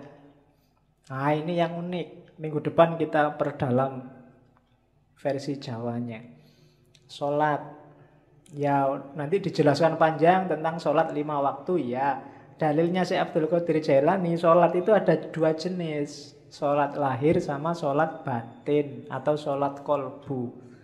Dalilnya apa? Al-Baqarah 238. Hafidhu ala sholawati was sholatil wusta. Sholawati itu sholat 5 waktu itu. Kalau sholat wusta itu sholatnya kalbu. Kenapa disebut sholat wusta? Karena kalbu itu letaknya di tengah-tengah tubuh kita. Dan kalau kita sholat fisiknya, kalbunya harus sholat. Karena ada hadisnya Nabi itu, la sholata illa bihuduril kolbi. Ya meskipun dalam prakteknya susah, kita kadang sholat itu pikirannya melayang kemana, kolbunya juga ikut kemana. Nah, padahal nilainya sholat ketika kolbunya hadir. Dan sholat itu kan berhadapan sama Allah, namanya munajat. Munajat itu bahasa gaulnya curhat. Ketemu, curhat, ngobrol sama Allah. Dan pasti tidak lewat mulut. Curhat kita sama Allah itu pakai hati. Makanya ada wassolatul wusto dan ada sholat kolbu. Nah, dirumuskan oleh Syekh Abdul Qadir Jailani, kalau sholat wajib yang lahir itu cuma 5. Sholat kolbu inilah yang anytime, yang harus kita bawa tidak hanya waktu sholat, tapi di luar sholat. Kolbu kita yang tadi waktu sholat hadir juga harus sholat di luar waktu sholat. Sholatnya apa sih kolbu kita itu? Ini loh. Jadi sholat kolbu itu tidak ada waktunya, terus-terusan. Ini yang sholat tanha anil fasya wal mungkar, itu sholat kalbu. Biar sholatnya tidak fisik saja, dilakukan terus-terusan. Yo, simbolisnya masjidnya itu hati. Harus berjamaah. Berjamaah itu apa? Seluruh anggota tubuh, seluruh batin harus ikut. Kemudian imamnya apa? Ketundukan pada Allah. Kiblatnya apa? Ya Allah yang ada di mana-mana. Jadi kalau sholat wajib yang 5 waktu, simbolisnya sama semua ngadep kiblat. Tapi sholat kolbu ini karena di mana-mana ada Allah, ya segala aktivitas kita, saya ngaji ngadep ke timur, kamu ngadep ke barat, ada yang ngadep ke utara, ada yang ngadep ke selatan. Kalau ini dalam rangka tunduk pada perintahnya Allah, itulah sholat kolbu. Wajahnya Allah ada di mana-mana. Jadi hidup yang selalu mempertimbangkan apa keinginannya Allah, apa yang dimaui Allah. Itulah sholat kolbu. Prinsipnya apa? Katanya Syekh Abdul Qadir Jailani, iyyaka na'budu wa iyyaka nasta'in. Sehari-hari hidup kita bawalah iyyaka na'budu wa iyyaka nasta'in. Hanya padamu ya Allah aku tunduk, aku menyembah, dan hanya padamu aku minta tolong. Jadi meskipun keluar dari masjid, sudah selesai sholat wajibnya, kolbunya harus tetap sholat. Tetap iyyaka na'budu wa iyyaka nasta'in. Inilah nanti kualitas sholat yang bisa tanha anil fahsya wal mungkar. Jadi kalau kalian heran, Pak, ini ada orang sholat wajibnya rajin, tiap hari ke masjid, 5 waktu gak pernah telat, tapi kok masih mau korupsi ya? Masih mau menyakiti orang lain ya? Kata-katanya masih menyakiti hati orang lain. Nah, itu yang sholat baru fisiknya, kalbunya belum sholat. Katanya Syekh Abdul Qadir Jailani, ya harus sholat kolbu. Tidak hanya di masjid, tapi setiap detik kehidupannya isinya adalah sholat. Itulah nanti yang disebut sholat batin. Zakat sekarang, namanya aja ibadah. Ada zakat batin. Zakat batin itu yang jelas menyucikan harta dan diri. Jadi zakat itu kalau istilah di kitab itu sedekah yang indah. Diingat-ingat kalau zakat jangan mikir balesan. Kalau sedekah jangan mikir balesan. Yang jelas mikir balesan itu menunjukkan tidak ikhlas. Saya sedekah sekian, tenang aja, nanti kembalinya. Itu berarti mikir balesan. Itu namanya sedang dagang sama Allah. Mana uangnya? Semua sini. Kita sedekahkan. Tunggu aja, besok akan kembali berkali-kali lipat. Nah, itu mikir kembalian. Apalagi kembalian yang lebih banyak daripada yang dibayarkan. Itu namanya dagang.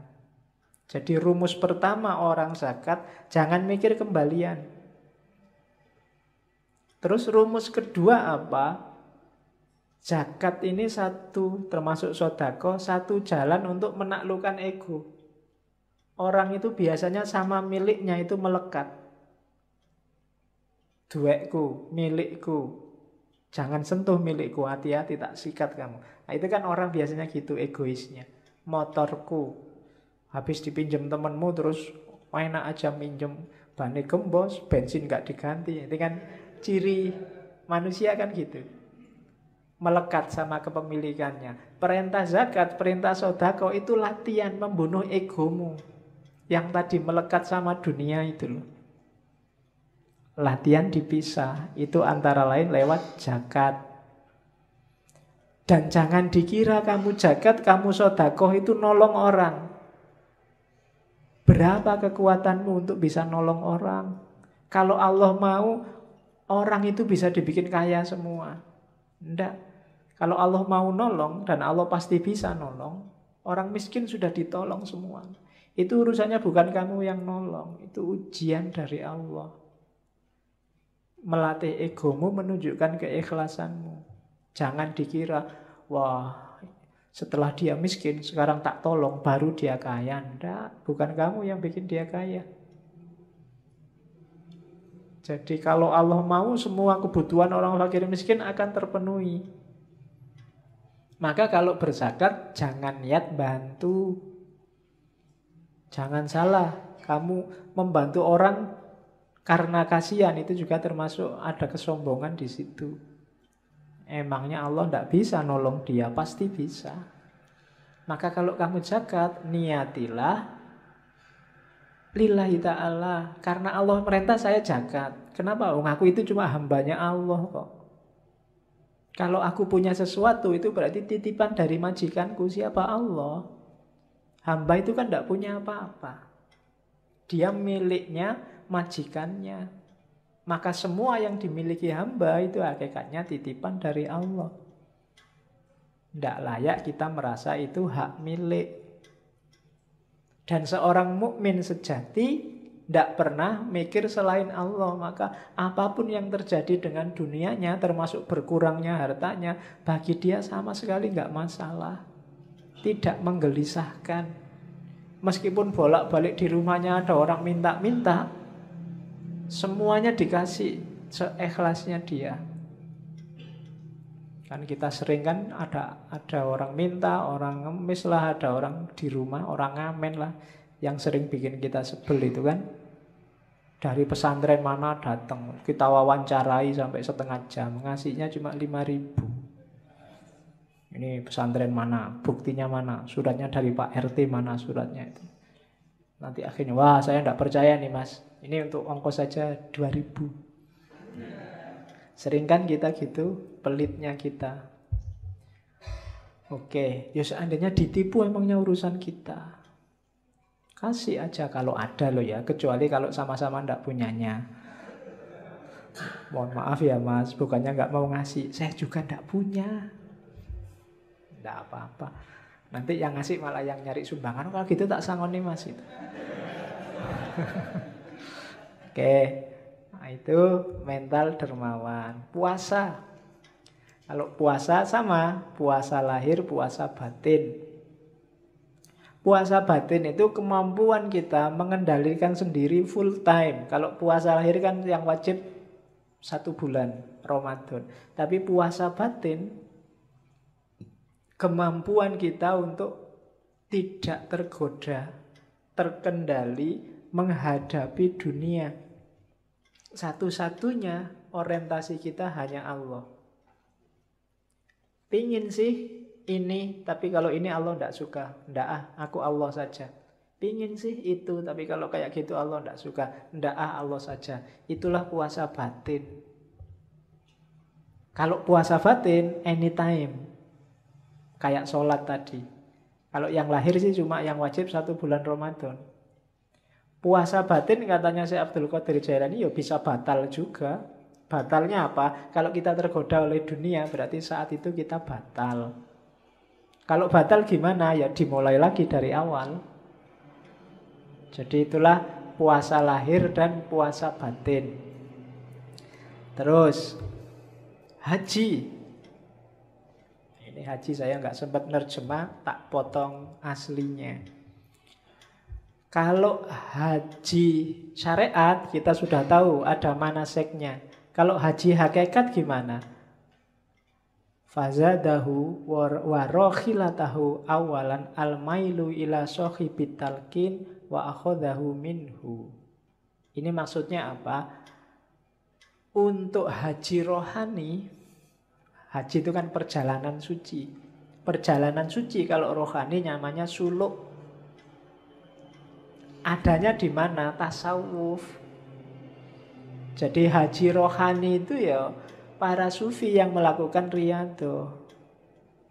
Yang pertama apa? Carilah guru yang ngerti untuk belajar. Setelah itu apa? Summa mulazamatal dzikri bil lisan. Setelah itu amalkan dengan lesanmu.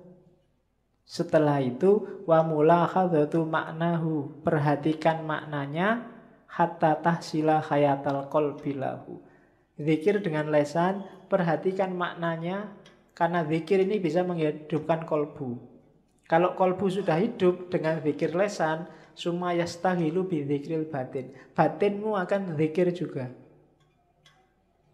Hatta yusaffihi mulazamata asma'is sifat.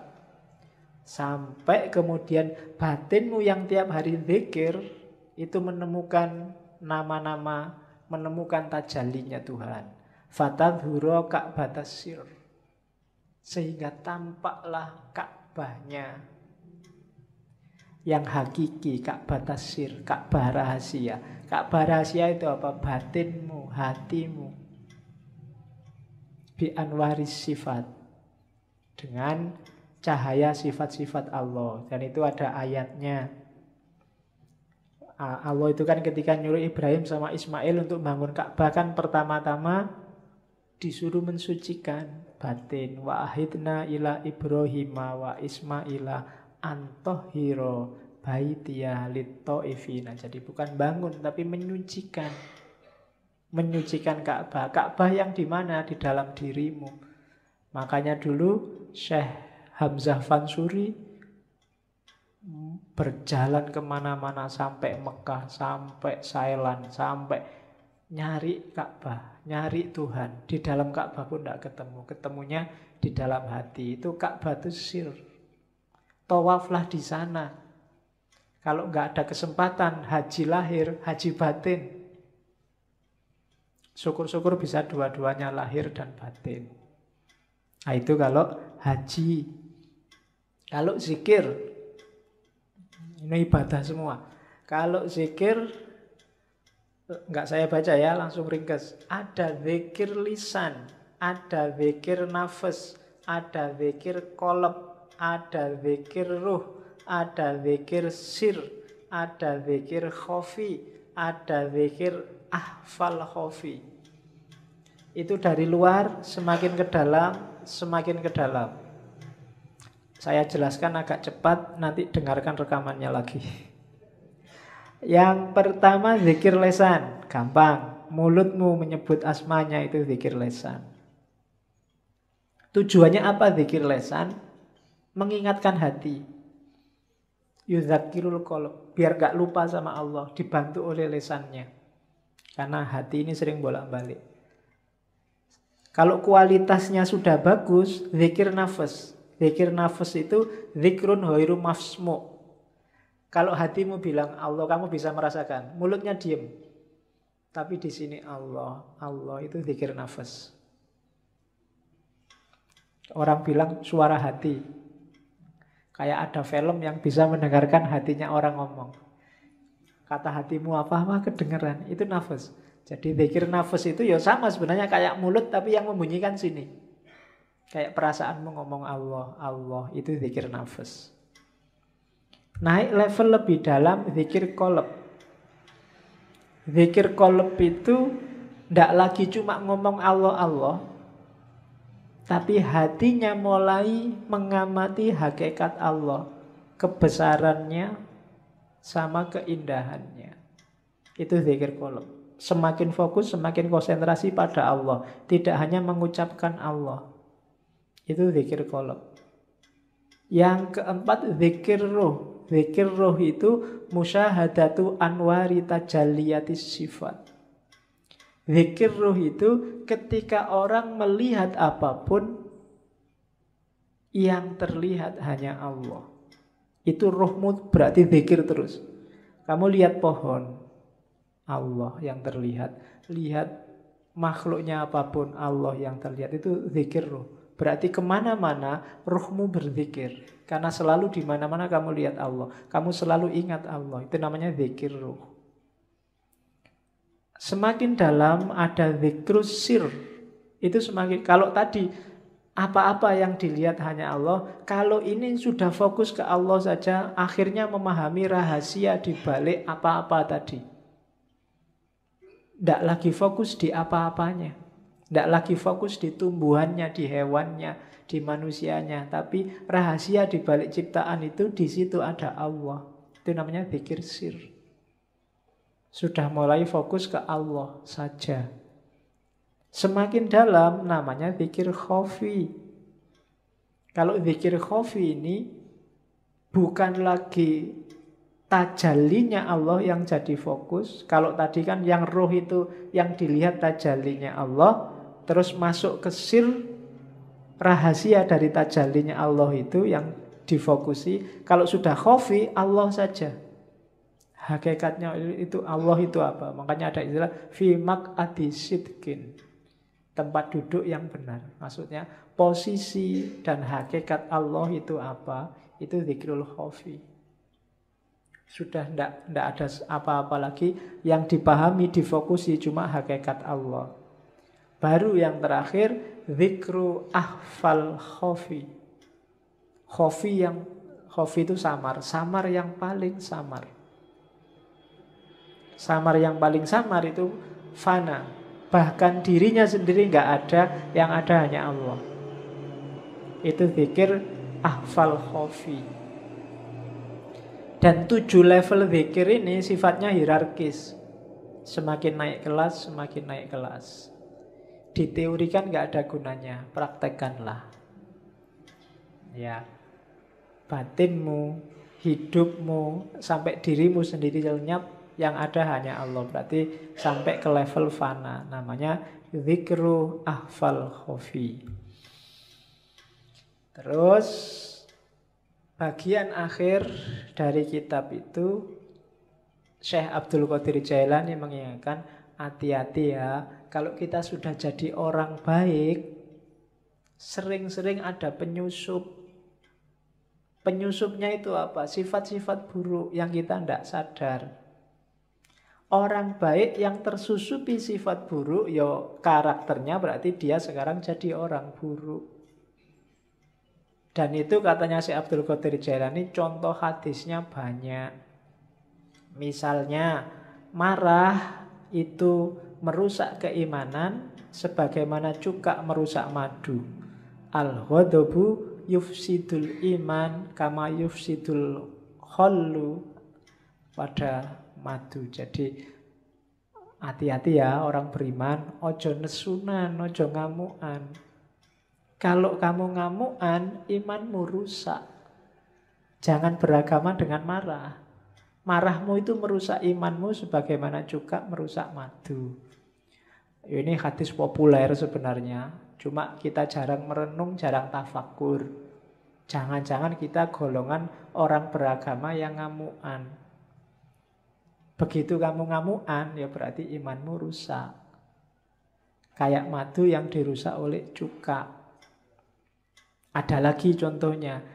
Al-hasadu yakulul hasanat kama takulun narol khatobah. Ini hafalan zaman sanawiyah dulu. Hasad itu membakar kebaikan sebagaimana api membakar kayu. Hasad itu seneng lihat orang lain sumpek dan sumpek lihat orang lain seneng. Itu namanya hasad. Kalau kamu hasad, kebaikanmu habis terbakar. Ada lagi, ghibah. Ini yang mungkin kamu jarang dengar ya. Al-ghibatu asyaddu minas zina. Ghibah itu ngomong orang lain, menggunjing yang tiap hari kita lakukan lewat Facebook, WA. Itu asyaddu minas zina. Lebih buruk daripada zina. Dahsyat ya. Tapi jangan dibalik ya. Daripada kita ghibah, zina aja lah. Iya, mikirmu mesti gitu. Ya, hati-hati jangan ghibah. Ini kalau di Sirul Asror nanti di bawah ada, kalau pengen ngejar sanatnya ada rangkaian sanatnya. Ada lagi, al-fitnatu na'imatun. Fitnah itu sesuatu yang tertidur. Dan Allah melaknat siapapun yang membangunkannya. Siapa yang suka fitnah, bikin berita hoax, Allah akan melaknatnya. Orang bakhil itu tidak akan masuk surga, meskipun dia abid atau zahid. Ada lagi, riya itu syirik khafi, syirik yang tersamar. Ada lagi, para pemfitnah itu tidak akan masuk surga. An-nammamu la yadkhulul jannah. Ini hadis-hadis yang menunjukkan sebaik apapun kamu, kalau menyusup dalam dirimu sifat-sifat buruk, maka tidak ada gunanya kebaikanmu semuanya. Ibadahmu, kesolehanmu, segalanya akan rusak kalau dia masuk sifat-sifat buruk. Namanya orang-orang yang mufsidin, rusak dan merusak. Maka hati-hati dengan moralmu, mentalmu. Oke, ini kalimat penutup. Kalau di Sirrul Asror, yang bagi ayyakuna lisaliki fatonan basiron nadhiron ila khawatimil umur. Seyogyanya, karena kita di Jogja, nah, ya kan yang bagi kan sejogjanya, masuk sesolonya kan enggak.